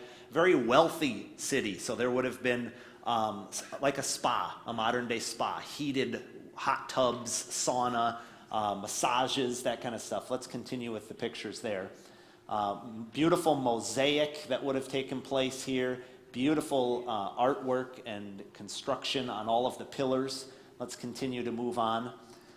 Here's where the heated floor would have been, and above that would have been your sauna or your whirlpool or whatever. And you can see these little brick pillars would have supported the raised floor of the hot rooms, and the hot air circulating through there would have made it warm in there. And so here's what they suspected, another ceremonial baptismal area for children, because it's so small, would have been in the city. Let's continue to move on here. Pastor Josh. Yes. Why Why don't you go back? Yeah, thank you. It actually says outside the building, fire would have been stoked in a furnace by slaves, sent hot air under the floors and through clay pipes, and in the walls up to chimneys on the roof. And the walls would have become so hot that I can't read that. So, well, if you picture on top of all of those pillars right there, see how they're all flat topped? Yep. There would have been rock stone on top of all of that, which would have been mortared so that it would hold water, and then that would have been the size of the swimming pool, and that would have been filled with water. And this right here illustrates it, because this is all plaster right here that would have held this in a smaller bath. And you can see these holes right here. Those would have been channels of hot air that would have been behind the walls of the bathtub that would have made it hot. So they had a wood-fired furnace just outside this area, and all the smoke and the heat from that furnace was directed into between those pillars that heated that floor to heat the water for the hot baths, and then it went out through the walls, so the walls stayed hot too, so even in the wintertime, the bathhouse was always warm. All right, so let's go to the next picture. You can see the destruction of the city. Kind of interesting that this is how they would have found the pillars after an earthquake. They all would have fallen one direction. Jordan moves in one side of the fault line, Israel the other way, and so they know that an earthquake happened that caused the destruction because all the pillars are facing the same way. And so that in that shift, when you have something like this, if you move it, it's going to fall a certain direction. That's what happened with all of the pillars, which caused the destruction of this city. So let's continue on. Here was another theater we got to see. And this one's kind of interesting because you see these darker colored rocks up here.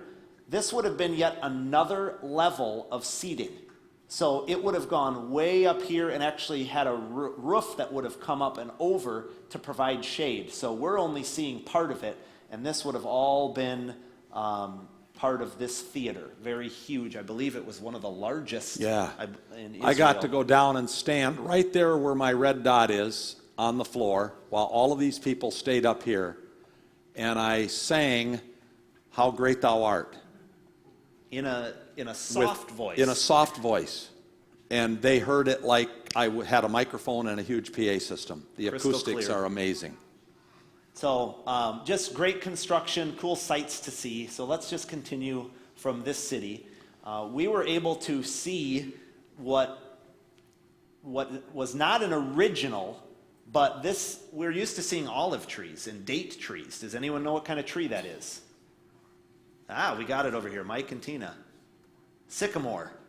So they wanted to prove that in Israel, you could grow a sycamore tree. Why would they need to prove that? Well, to prove that the story of Zacchaeus could have actually happened where they said it would have. And so there was a company or someone who planted this sycamore tree to say, we can do this. And so this is obviously is not a 2,000-year-old tree, but it is very old and proof that, yes, you can grow a sycamore tree in Israel. And so we just stopped there and were able to see that. Notice how the branches grow horizontally.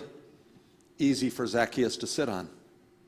So great, just fun little things as we're driving from place to place. So let's continue on. And this is the southern site. You can see if you look at Israel, we started up here in the Sea of Galilee area, and now all of a sudden we're working all the way down, and we are down here in the southern baptismal site. So we have now officially left the Galilee area, and we're going to end up moving to our hotel at the end of this day in Jerusalem. So now we're at the southern baptismal site, which would have looked a little bit more. You can see it's not as luxurious looking, and it's dirty. There's more desert, and you'll see a desert picture, but you can even see the desert and things out here. The reason this one is a little bit more accepted as the location of Jesus' baptism is because in the story, he needs to have access to 40 days in the wilderness, if you remember the timing of this story. And up in the northern site, there wasn't wilderness, as they would have called wilderness back then. But in this location would have been the location that is more accepted that Jesus would have been baptized. And this was also the location that Joshua would have crossed the Jordan River, and we would have seen another miracle with the Jordan River at its flood stages and way, way higher than this, because crossing that doesn't look all that impressive.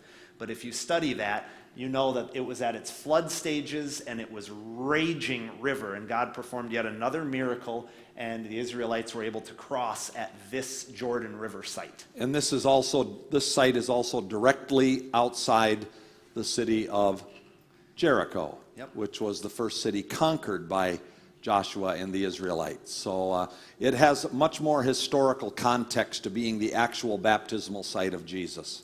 All right, so let's continue. I had the privilege that day to lead devotions there, which was very meaningful, standing at the Jordan River where all of that could have taken place. This is the desolate area that we refer to. And you think of how in the world could life be sustained? Well, God provides. That's one of the greatest things that we can learn from who God is, that when he makes a promise that you will have descendants and I will take care of you and I will bless you, he means it, even if our view of it doesn't look like anything could survive. Well, let's continue. That was just a shot as we're driving. And we got to go to this location called Genesis Land, and that is not Pastor John. That is one of the camels that we were able to ride.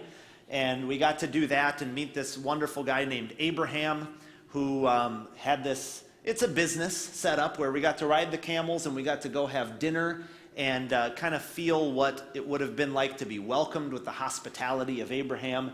But this is the view that we were overlooking, and gorgeous, but this is also the view that Abraham would have had. That's the land that he got. The land flowing with milk and honey. There's the Jordan River Valley back there where the Dead Sea was before it was dead, and where Sodom and Gomorrah were, and that's the land that Lot chose because it looked plush. This is what Abraham was left with. And God still said, you're going to be the one I bless. So don't worry about what you're left with. Yeah. If somebody else looks like they're getting more than you, don't worry. God's got his promises for your life. That's right. So move on. We can see how we got to eat just very briefly. There's Abraham, and that's how we were able to sit and eat our wonderful food that he provided. That was our lunch for the day. Let's just continue. This is our first view of Jerusalem. I put this one, even though it's not a great picture, because this was our first view. We were coming as it was getting dark. We were moving on the highway really fast, and so it's blurry, but that was our first shot of Jerusalem as we came in the evening. So let's just continue, and we'll see much better shots of Jerusalem. As we came into Jerusalem, we had some extra time, and we got to visit this little shop that did all of these carvings from olive wood as their little family-owned business. You can see how gorgeous the carvings are. This is one log. Those are not individual pieces that were placed in the log. They were carved from one piece. And so beautiful craftsmanship. If anyone is looking to spend money on a Passover carving, it's only $30,000, and I can hook you up with the name of this place, but it's gorgeous. So let's just continue. Great things to see. And that's the end of day 5 as we traveled from the Galilee area, and we went down the Jordan River, and we followed that down into Jerusalem. So just think, the people that had to make the trip at least once a year to Jerusalem to worship at the temple, that lived by the Sea of Galilee, say they were in Capernaum, where Peter's home was. And Peter, before Christ came, every year, as a part of their Jewish heritage, they had to make the journey to Jerusalem, to the temple, to worship. So you're talking a 37-hour trip by foot to walk that far. That's why it was 3 days worth of walking to get from where they lived to Jerusalem. And it also gives you perspective when Jesus' ministry, when he says he went down to Jerusalem. It says it so casually, but you can see that's not just a casual quick trip. So let's look at what happened on day 6. Now we enter into Jerusalem, and we did skip a lot of the pictures of Jerusalem because a lot of them in the city walls, a lot of them look the same. And so we're going to hopefully move a little bit quicker, and I think we're going to be okay. We may go a couple minutes over, but I think we'll be okay. We started on the Mount of Olives, and this was our view. You know the significance of the Mount of Olives is not only ancient history, but also future of what's going to take place on the Mount of Olives. And we got to see the perspective overlooking Jerusalem. And you see the very historical or the very obvious thing in Jerusalem.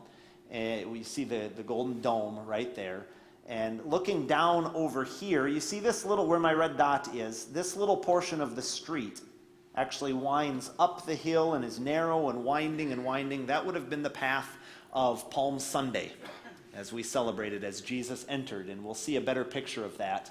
But that's the view we had from the Mount of Olives. And over here also is the Garden of Gethsemane. And we'll see pictures coming up. So let's go on to the next one. This is the road I was referring to. And that would have been the path. I don't know how you pictured it, maybe like in your flannel graph in Sunday school where it was just flat and there were people waiting outside this nice walled gate and Jesus came. Well, this is the terrain that we're dealing with here, and Jesus would have entered. I don't remember why exactly I wanted this in here, but I don't either. Earlier this week that's why, because the shape of this was designed like a teardrop. And the significance of overlooking Jerusalem with a tear in his eye, weeping. Right. And that's what the significance of the architecture was. So just another story in the history of what God teaches us in his word. So let's continue.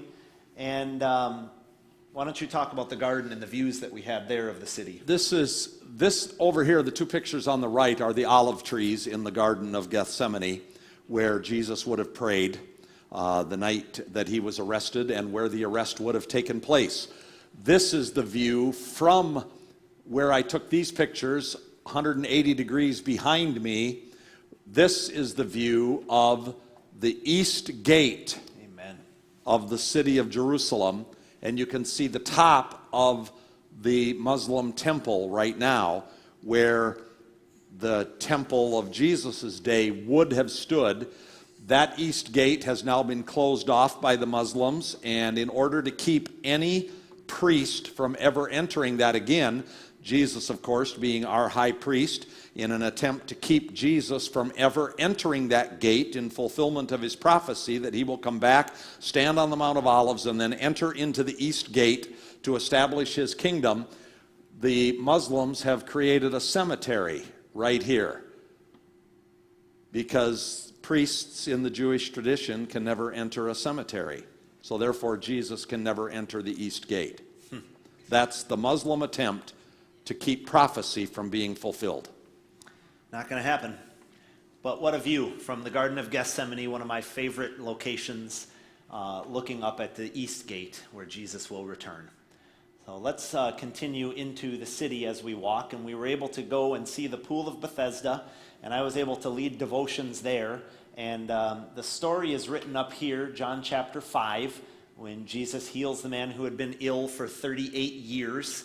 And again, his ministry is headed into the city, and we're going to see some of the path that would have been taken for the cross. We're not going to get into a lot of that because a lot of it is speculated. We don't know for sure if those are the exact locations, but you can see some of the history, and you can see how far down history takes place. You wonder why don't they know where the ark, Noah's Ark is? Well, it's buried. You can't just go find it by turning over a leaf. It's way down somewhere. That's how far down history is. Let's continue as we move from the Pool of Bethesda. We move to the Via Dolorosa, which is the way of the cross, which is the accepted way that Jesus would have had different stations, 13 stations of the cross. We got to tour that. We didn't spend a lot of time on pictures on this because we don't know. We don't know for sure. The biggest thing is that you know that Jesus is your Savior and that the tomb is empty. So we don't know the exact location. But why don't you explain this game? I think you were going to. This game, this is actually a game that was played. It's in the area of where the Roman soldiers stayed on the edge of the temple wall. You remember there was a praetorium where Pilate lived on the edge of the walls of the temple, where they took Jesus to be tried. And what they found is on one of these original stones from that praetorium of Jesus' day, they found this carving. And they've discovered from other Roman context that this was a game they played that was called the King's Game. It was played with stones, and that they were thrown like dice across this, and if they landed in certain things, it meant certain other parts of the rules of the game. But what has been discovered in the ancient literature is that the loser of this game was dressed in a king's robe and a crown placed on his head, and he was mocked. And they found this carved in the stone where Pilate's palace would have been, where they brought Jesus, and when he was sentenced, and Jesus had the robe placed on him and the crown of thorns, and he was mocked as the loser of the king's game. Not that he played the game, but the symbolism carries over. It was very significant. So we continued through Jerusalem, and we were able to, I believe, if you go to the next slide, we got to see the Church of the Holy Sepulchre. Again, this was mentioned earlier in the presentation, that they have built this massive monument of where the tomb could have been. And we actually didn't go in the part of the monument. There was a long line, but this is kind of one of the accepted areas. The reason I put this picture in here real briefly is you see this ladder right here? Everything has been built and reconstructed, and there's been remodeling happening. And the rule in Israel is unless you know whose it is or where it came from, you don't touch it. And this particular ladder, through construction, nobody could identify whose it was. There was never a, yeah, that's my ladder. It was left there, and so the rule is you don't touch it unless you know where it came from or whose it is. So that ladder has been there for many, many, many, many years and will never be touched because it would break a rule in Israel that you don't touch it unless you know where it came from. So just kind of a funny story. Chris, Why question? Why is called The Pool of Bethesda. Go ahead, history buff. But do you remember the story that took place there was the man that the angel would come down and he would stir the water, and the first person to get into the water while it was roughed up, he would be healed from all of his sickness, and this guy could never get into the water. That's where that story took place. It was called the Pool of Bethesda because it was a historical place in the nation of Israel in their history, I think, that was a location within the city of Jerusalem that had some significance to the old Jewish history. And I don't know any more than that. I apologize. I should have looked that up, and I'm sorry, but you can look that up too, Someone Ruthie. could look up the word Bethesda, because I remember our tour guide, he pronounced everything the way it should be. And he always told us the meaning, and most of them were compilation words, and so I'm sure it was means pronounced something. Bet-Hestah Yeah. or something, and it had some meaning, and I can't remember what it was, Ruthie. That's sorry. good research. Someone could look that up and let us know.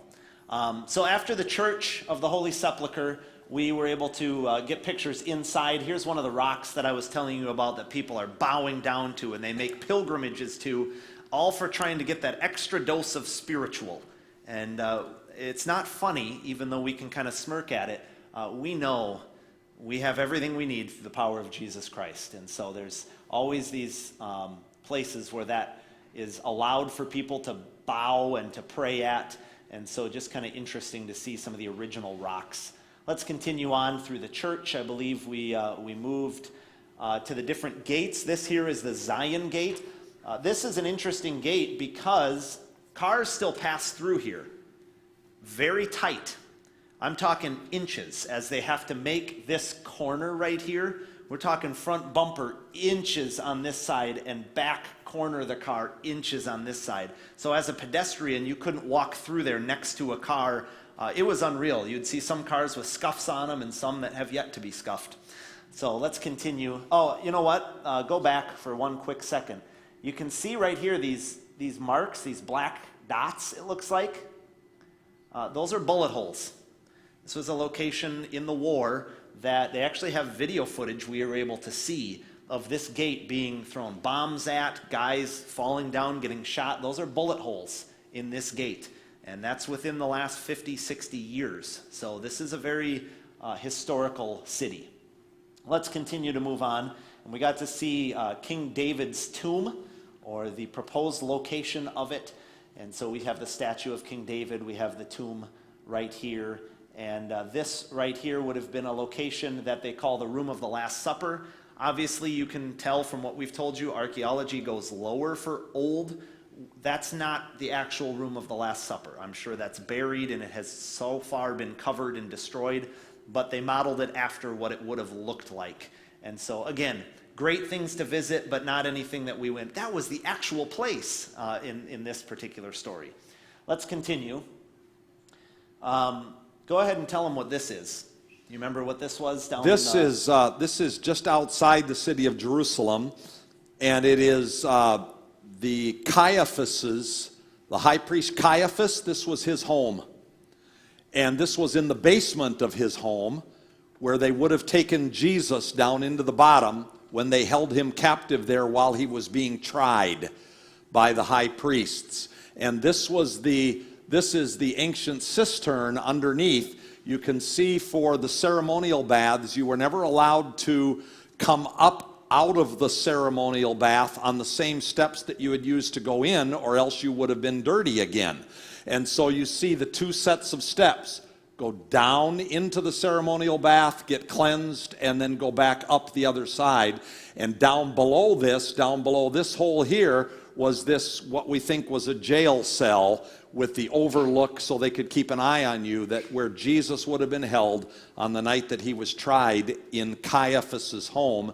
And right outside of Caiaphas's home is the original rocks of the street that we got to stand on part of it, but they've got most of it closed off. The original rocks of the street that would have been used to get Jesus from the Garden of Gethsemane to Caiaphas's house, and those original rocks that they would have brought Jesus on are still there. I don't know if you put a picture of that. I think that's in the next picture, very close, that we get to see those original steps. There they are. There they are. And so the proximity is here. Here's Peter looking over, and it was close enough proximity that they could exchange glances, Jesus could. Where Peter would have denied Jesus. And so that's why they think that that's the right location. And here's You the can steps. see the stones. That's the original city street outside the walls of Jerusalem that would have gone to Caiaphas's house. So let's continue on. And we were able to leave early that day and come back and visit the Western Wall. We didn't stop really at the Western Wall. We went to the tunnels underneath the city. They were able to actually see lower down and closer to where the temple would have been. The reason the Western Wall is so significant is the closest place that we still have to where the original temple would have been. It's the original wall. We actually got to go under that and through the tunnels. And James Allen, I'm just going to have to go through those tunnel pictures rather quickly. We were able to go under the city. Go ahead. This is just a quick construction on TV of where the Western Wall is today. That's what this shape is. That's the what we Wailing see. Wall, yeah. Yeah, go ahead. So this was just another thing to see how that, actually very quickly, let's pause. This box right here would have been built to hold the city up at a level spot. So again, construction wasn't as easy as let's just make it flat. You actually had to build almost a lift so that it could cover the terrain and make it a level spot so you could build your city on. And that's what these different points are, is the different parts of history in the city. So go ahead and continue. Here's the tunnels. This guy right here in the white, from him to where I'm taking the picture was one block. One large block that would have been not pieced together, but it somehow would have been used in construction in Herod's time. Herod did not do things small. So that's a pretty impressive picture. Continue on as we got more claustrophobic as we went on, and we ended in the tunnel where there's water still. And there's a lot more that happens in there. I think the next picture, if you go, no, that was the end. A lot of people don't understand this, but on that end of the Western Wall to the north side of the city, which was the most dangerous part for Jerusalem to be invaded by enemies, because the east and the west and the south are all covered by deep valleys. But the northern wall was the one that was most susceptible. So if you went up the western wall under the tunnel, like we did all the way to the northern wall, we discovered this moat. Herod had a moat built on the northern wall of the city of Jerusalem to protect it from enemies. I never knew that, but we discovered it underneath the western wall in the tunnels. All right, so let's head. That's the end of day 6. You can see we walked quite a bit. It's not as impressive how far we've walked because we were all within the city. So let's just continue to day 7. We have only a couple more days left, and it moves rather quickly. We were able to go to the secret of the Qumran Society, where the Dead Sea Scrolls were discovered, and pieces of them in different caves. You can see this dark spot there, there's dark spots there, different caves where they would have found different pots, clay pots that had the Dead Sea Scrolls in it. And this particular Bedouin shepherd group found them. And I don't remember the story, if he threw a rock in to scare off some sort of animal and heard a strange noise, a clunk. He had a sheep go into one of the caves that he had lost, and he went and threw a rock to try to scare the sheep out, and it hit one of the vases that's in there, and it shattered, and he thought, what in the world, what was that cracking sound, and why did that shatter? And so they came and they investigated, and they discovered the Dead Sea Scrolls. So let's continue. They took a lot of the artifacts into the Israeli museum, which we'd later see. So these are replicas, but this is what the scrolls look like, a table to view the scrolls on and be able to roll it out nice and long. Here's some of the artifacts, and I don't remember exactly what those were. I know we saw combs, we saw shoes, we saw different things like that that would have been discovered in this desert land. So let's continue. Just some more pictures of the city. Here's a little mini aqueduct that would have been used in the city to get water around to different location. We have another ceremonial bath, stairs on both sides, up and down. We have more caves that we saw in this location, and then we were able to see this cistern right here for storing water. That cave right there, in fact, is the cave where they discovered most of the Dead Sea Scrolls. And you say, well, how did they get in there? That's why they hid them there. They used a rope and pulley system from above to get down to those to keep the stuff that was valuable.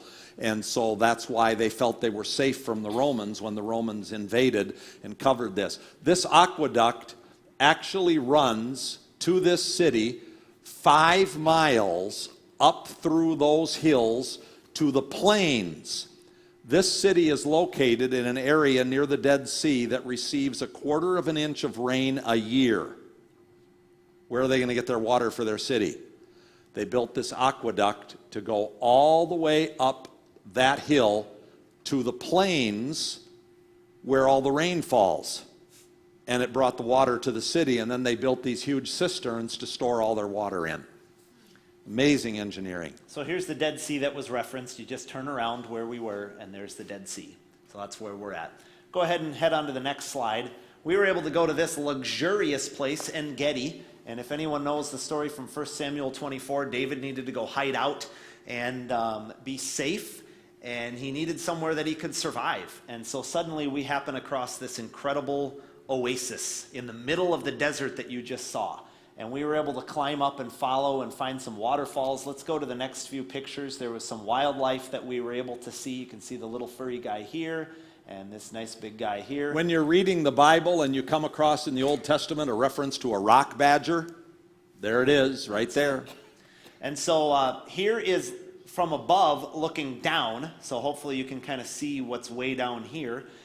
This is from halfway up looking up. So we were able to climb all the way up there, and by the time we climb up there, we were able to see the next slide, these beautiful, beautiful waterfalls. Not something that's typical in the middle of the desert. Just gorgeous, where David would have hidden for safety and had everything that he needed. There were great streams. I took probably more pictures there than anywhere else because it was beautiful.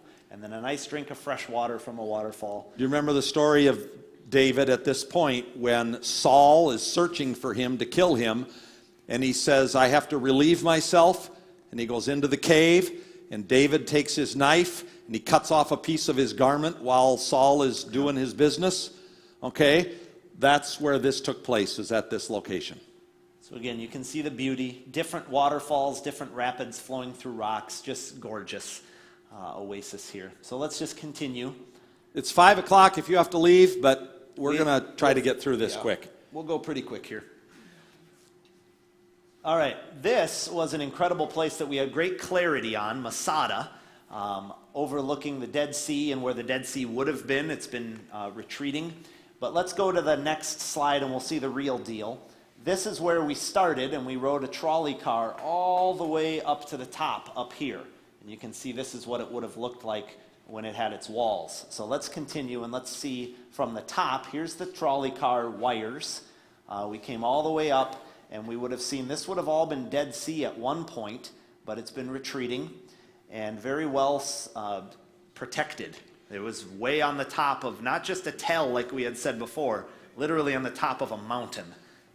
The Masada was Herod's final stand against the Roman Empire in 70 AD, when the Romans conquered Israel and overthrew Jerusalem. They could see Jerusalem burning from the fortress of Masada. And there were 1,500 people that lived there or so. They all committed mass suicide on the last day as the Romans had built their road to get up to the gate at the top of that, using Jewish captives from Jerusalem, so that the people living in Masada wouldn't kill the people building the road. They used slaves from Jerusalem to build it, and the night that the Romans, the next morning, were going to break down the gate to come in and capture everyone, they all committed suicide. And they all died, except 2 people who survived and wrote their story, and that's how we know about it. Anyway, if you look, see that square right there? And do you see this line right here that's going? It's the only remaining full Roman siege wall left in the world from the Roman Empire. When they came to siege a city, they would build a wall around it so nobody could get in and out. That's a rock wall. And then they built their encampments for their soldiers. There's about 4 of these around the city on different sides. Those are all original from 70 AD when the Romans captured Masada. They're still there. So let's go to the next couple pictures and we'll see what Masada looks like. You can see the view, the Dead Sea, the mountain range behind it, just different structures of storage rooms that would have been used for everything. Very well protected, very massively constructed, a great view. Let's continue and we'll see one of the things that he was talking about in the next pictures. But here, looking down, here's a replica, and you can see the 3 levels of the different structures that they had.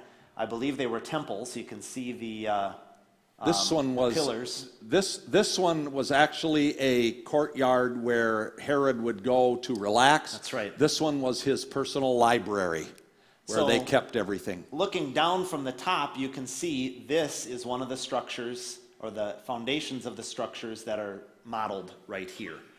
So let's continue to the next slide, and you can see this was actually a replica, or kind of an example of how they got their water. How are you going to get water up there? Well, flash floods happen in these big valleys of the mountain ranges. There's only a 1/4 inch of rain, but when it happens far away, it follows the valley and comes to. And you can see this line right here, and these lines right here would have been how the water would have come down through the mountain ranges. And so they ended up having these large cisterns down at the bottom here that would collect the water, and they would be able to go down and collect it, or they were even able to dig cisterns down to the source. So that's a long ways. Herod, like we said, he doesn't do things small, and if he wants it done, he'll get it done. And that's what he did so that he could have water in his city. You see this natural kind of, looks like a spine right here, and this is looking at it from another angle. That's how they penetrated the city. That's the hill that the Romans built. They kept piling up with the slaves that he referred to, and that's how they ended up bridging that gap that we saw earlier of this elevated area that's impenetrable. They were able to somehow figure out how to do it, and they did a great job. So let's continue here. And on the way home, we were able to stop in the Dead Sea. You see this right here? This is an old dock. That's how high the Dead Sea was at one point. That's how fast it is evaporating and not being replenished. They're losing on average 12 feet of shoreline to the Dead Sea every year. 12 feet of shoreline. And yet, in the middle of the Dead Sea, it's still 980 feet deep. So we got to float in it, and for those of you wondering, if you've never floated before in a pool and you don't know how to figure it out, you wouldn't have to do anything other than just lay back in the Dead Sea. You cannot sink. We even had one guy sit on top of another guy, and he still floated.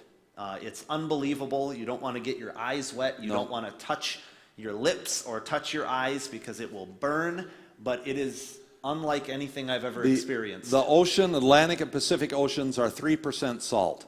Dead Sea is 30% salt. So we were smearing mud on ourselves and floating around in the Dead Sea.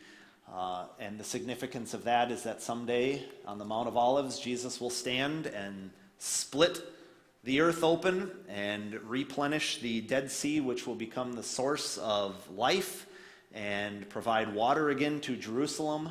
And so making all things new again, Jesus from the Mount of Olives. So let's continue, and we're wrapping up the end of day 7. We went back to our hotel, but that's the route that we traveled around the Dead Sea. And then I believe we're on to our final day, or close to it. So if we go to the next slide, we were back in Jerusalem doing some exploring, and we got to see some of these pillars that would have been on this street. And if you go to the next one, we can kind of see what it looked like. Here's some pillars as we would have walked down a street. Here's what it would have looked like back in ancient times with storefronts and things like that as you walk down a city street. And if you go to the next one, I believe I put some of the mosaics that were illustrating what the different shops would have looked like. We have lots of different things. We have blacksmith, we've got the music store, we've got the fabric store over here, we've got farmyard, and then I'm not sure what this was, spices and things like that. So someone painted and did mosaics of all of these different storefronts that it would have looked like as you walk down this corridor with columns in the city street. This would have been a Roman street after the times of Christ. In fact, Byzantine era, that this street would have been built, but it gives you a historical context of what the original city would have looked like. So let's continue as we see some of that fun historical things. We moved on to another location in the city. And There's that to wall earlier. of Jerusalem from 586 BC, that extra wall that was built. And the reason they know that this was an extra wall, that's the original wall, is if you look inside it, there is no mortar holding any of the rocks together. They simply stacked the rocks, and then they filled it with more rocks to make a quick defense against the invading Babylonian army. But the original walls all are mortared inside and held together so they're stronger. But these rocks right here, this whole wall, would have been from 586 BC. So that just stimulates my brain.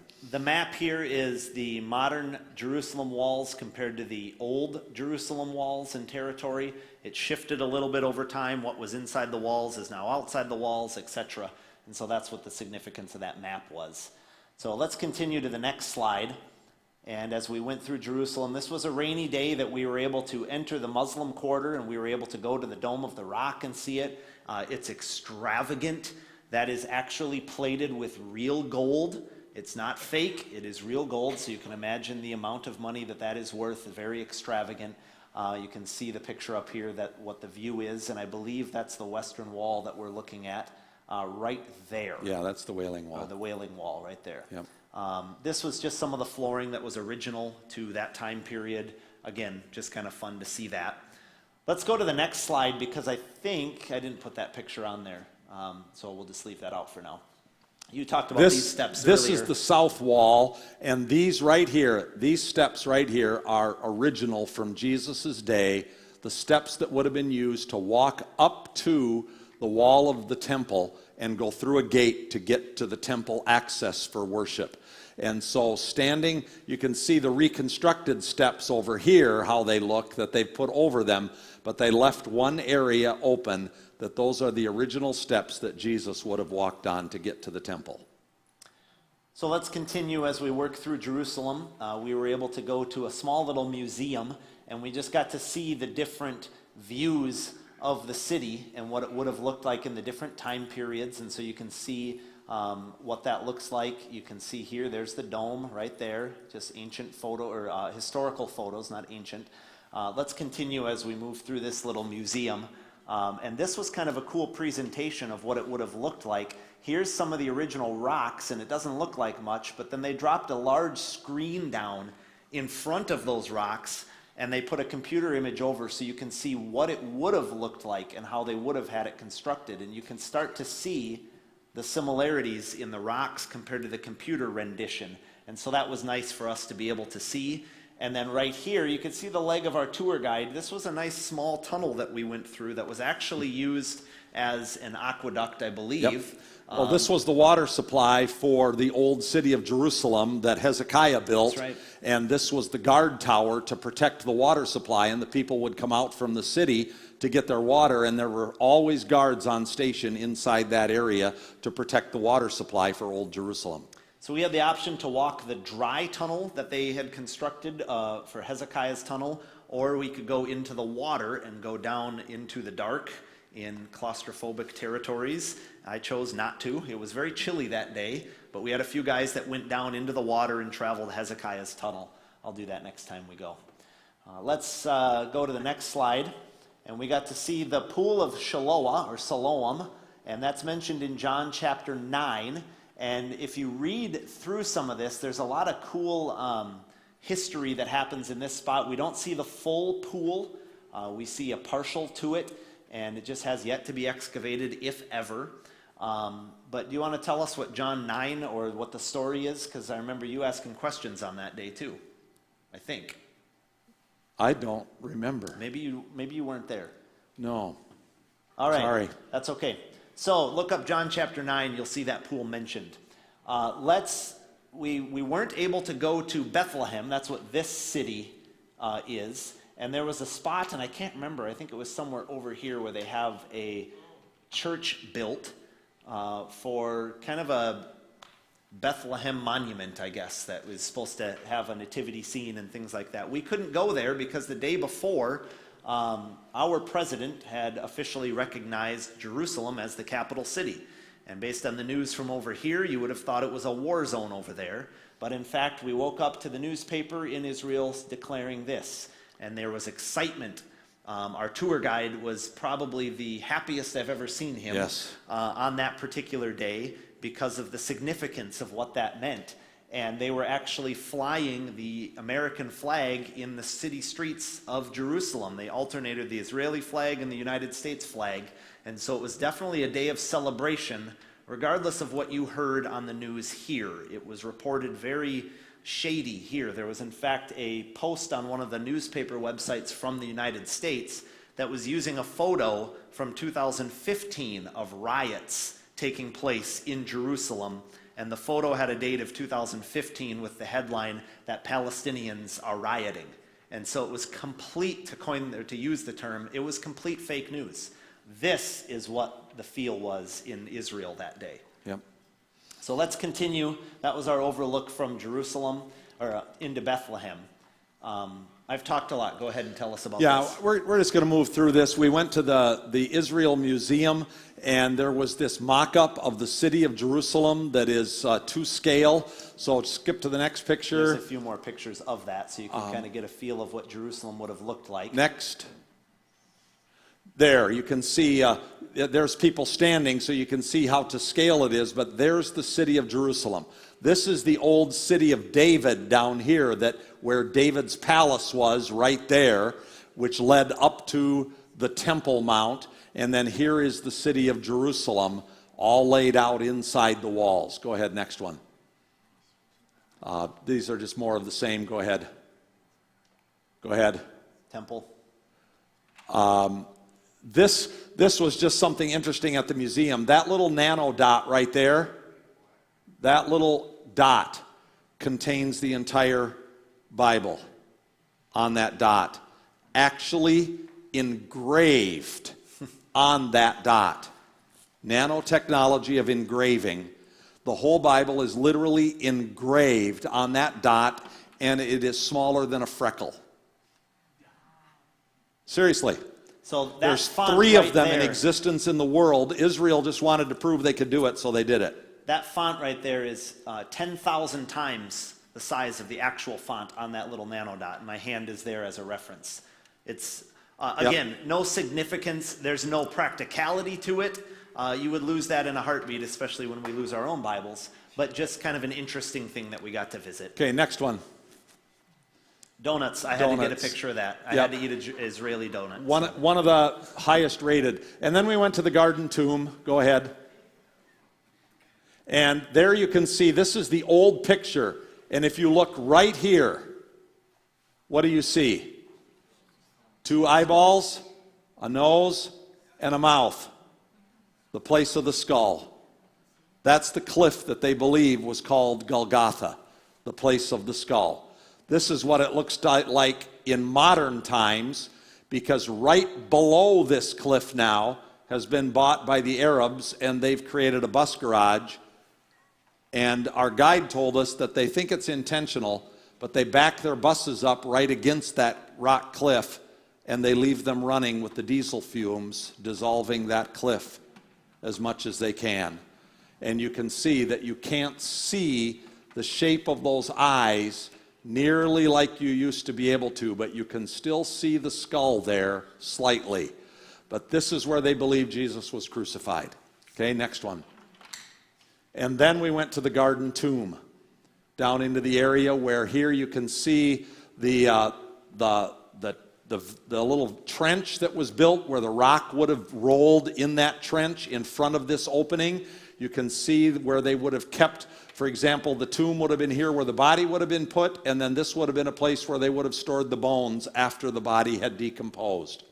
So this would have been a place where they think, nearby the Golgotha, built into the side of this cliff, where Joseph of Arimathea would have, as a rich man with a garden, would have had a tomb carved out of the rock like this, and that this is potentially a spot where Jesus could have been buried and then raised from the dead. Go ahead, next one. This is what it looks like inside the tomb, where they would have laid the body in this area here, and this is where they would have come up to the side to do any of the dressing of the body and so on. Go ahead, next one. And then as you leave, there's a sign on the inside of the door as you leave the tomb, "He is not here, for he has risen." And then we had communion, and we celebrated our risen Lord. And I believe that's where I ended it, because next we just had some shopping that they allowed us to do. But I wanted to end the pictures there because that's exactly what it was all about. Got to see a tomb, and as we left, we turn around and it just says, "He's not here, he is risen." That's what it was all about. The locations that we got to see were incredible. The potential historical places and some of the certain historical places were phenomenal. And it equipped us for many, many years of illustrations and a better understanding of topography and distance traveled. But none of that really matters if you miss the point that he's not here, he's risen. And he lives inside of each one of us. And we don't need to scrape rocks and get extra spirituality. We need to focus on the only true God, Jesus Christ. And that's what it was all about. And so I know we took up a little bit more of your time. We have a lot more that we could tell, and we have more pictures we could show you, and we could answer your questions. But I want to allow you the opportunity to exit and not take up more of your day. Thank you to all of you that allowed us to go. Thank you that we just had the time and the flexibility to be able to go do this, because while it may have seemed like some of you it was a vacation, it was relaxing, it was wonderful, but the Lord equipped us even greater than what we were before, and it was awesome. So thank you. Any questions to close? Yes? Hi. There must have been a great significance of 2017, because I've known so many people, and I'm sure you have too, that have gone to Israel within 2017. Huh. There's just been a flood of people just going there to visit, like churches and groups and Yeah. stuff, like all over the world. So I don't know if there's a significance, I don't know. Yeah. But it's amazing that you guys went, and thank you so much for bringing back those pictures. One of my questions is, we use all types of equipment to make holes in rocks. What? Everything was done by hand with a hammer and a chisel. You can see in some of the water cistern where we went under at Megiddo, where we talked about the tunnels meeting up, you can actually see chisel marks. And we're not talking chisels that are this wide. It was chisel marks that they did all by hand. Everything by hand. Yep. To get right into, Yep. Yep. that's amazing. It is. Those of you that remember the history of the nation of Israel being declared an independent state in 1948 by the United Nations. We actually arrived in Israel on the 70th anniversary of Harry Truman declaring Israel to be an independent state, 3 or 4 months before the United Nations officially recognized that declaration. We arrived in Israel on the 70th anniversary of the United States declaring Israel to be an independent state. It was very significant. Our tour guide was thrilled that we came on that day. So, yes? I just wanted to relate to something you said. I think there was some significance to 2017 because it was the 50th anniversary of the Six-Day War. Yeah. The 50th anniversary of the Six-Day War, yes, was what happened in 2017, right? Yep. So it was a significant year. Wayne? You showed a lot of different sites that you visited. Is the visit or the tour that you took typical of tours that are given over there by evangelical groups, or was that? Ours was designed more for this tour company that we went with, Inspiration Tours, is more designed to bring the true historical context of the scriptures out. We, for example, have a friend, Denise and I have a friend who went to Israel just a couple of weeks ago, and all of her posts on Facebook, the first 3 days she was there, we hadn't been to any of the sites they'd been to. There's so many archaeological discovery. Every week it changes in Israel. They discover something new. And so every tour group has their own agenda of where they're going, and not everybody that's in Israel at the same time could all take the same route, or the place would be a mess, because there are literally, they say at any given time during 2000, I just heard this statistic the other day, during 2017, on any given day, 30% of the population in Israel was tourists. 30%. That's a lot of people in Israel. So We ran into tour buses at every location, so the sites are common, but the route and where you go and how long you're going to stay, there's 5-day tours, there's 10-day tours, so it just depends on who you choose. I think the amount of time that we spent there was just perfect. Yep. It wasn't too long, but it wasn't too short. I think like I said, we toured 7 or 8 days. So, anybody else with a question? Yes, sir. Scott. Here in Wisconsin, we have so many different rock types, of course, granite and sandstone and everything else. We know that granite's hard to get through and sandstone is very easy to get through. What kind of formation do they have? Is it more sandstone? No, most everything is limestone. Most everything in Israel is limestone, except if you noticed in any of the pictures, the black colored rocks, those are volcanic ash rocks. Not many people know this, but Israel once was covered with volcanoes. In fact, when we went up to that one city, which was the fortress for the Israeli army during the tank war, Mount Ben-Tal, if you notice the picture, you noticed over on the side that it looked like it was almost like a dome over here to the right, the landscape, and it had walls around it. That actually was the core of a volcano at one time. So you drive through the countryside and you see all these great big massive black boulders all over the place. Those are all eruptions from the volcanoes from a couple thousand years ago that dominated the land. So As you start going south of Jerusalem, it starts turning into more chalk formations.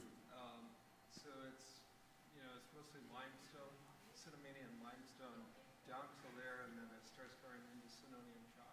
yeah, okay. We didn't get to go south. We didn't go anywhere south of Jerusalem, really. Yeah, not really. So- Nope. Any other questions? Like I said, we're free to have questions whenever you see us, but if there's any more today. Perhaps you spoke about security issues. Did you have any fear or questionable times at all? You know, we had questionable times, but no fear, okay? Our tour guide is a colonel in the Israeli Army Reserves, which was fortunate because one of the youth pastors on our trip decided to go through security to the Wailing Wall with a 5-inch bladed jackknife in his pocket. Oops. And our tour guide was able to convince the security teams that he should not be arrested, but they would just confiscate the knife. That was a felony That- offense. that was a felony. To have that long of a blade, Yep. and it locked in the open position. Right. So that was a double offense. So And he it should was have been arrested. it was the 5th knife by an American that they had confiscated that day.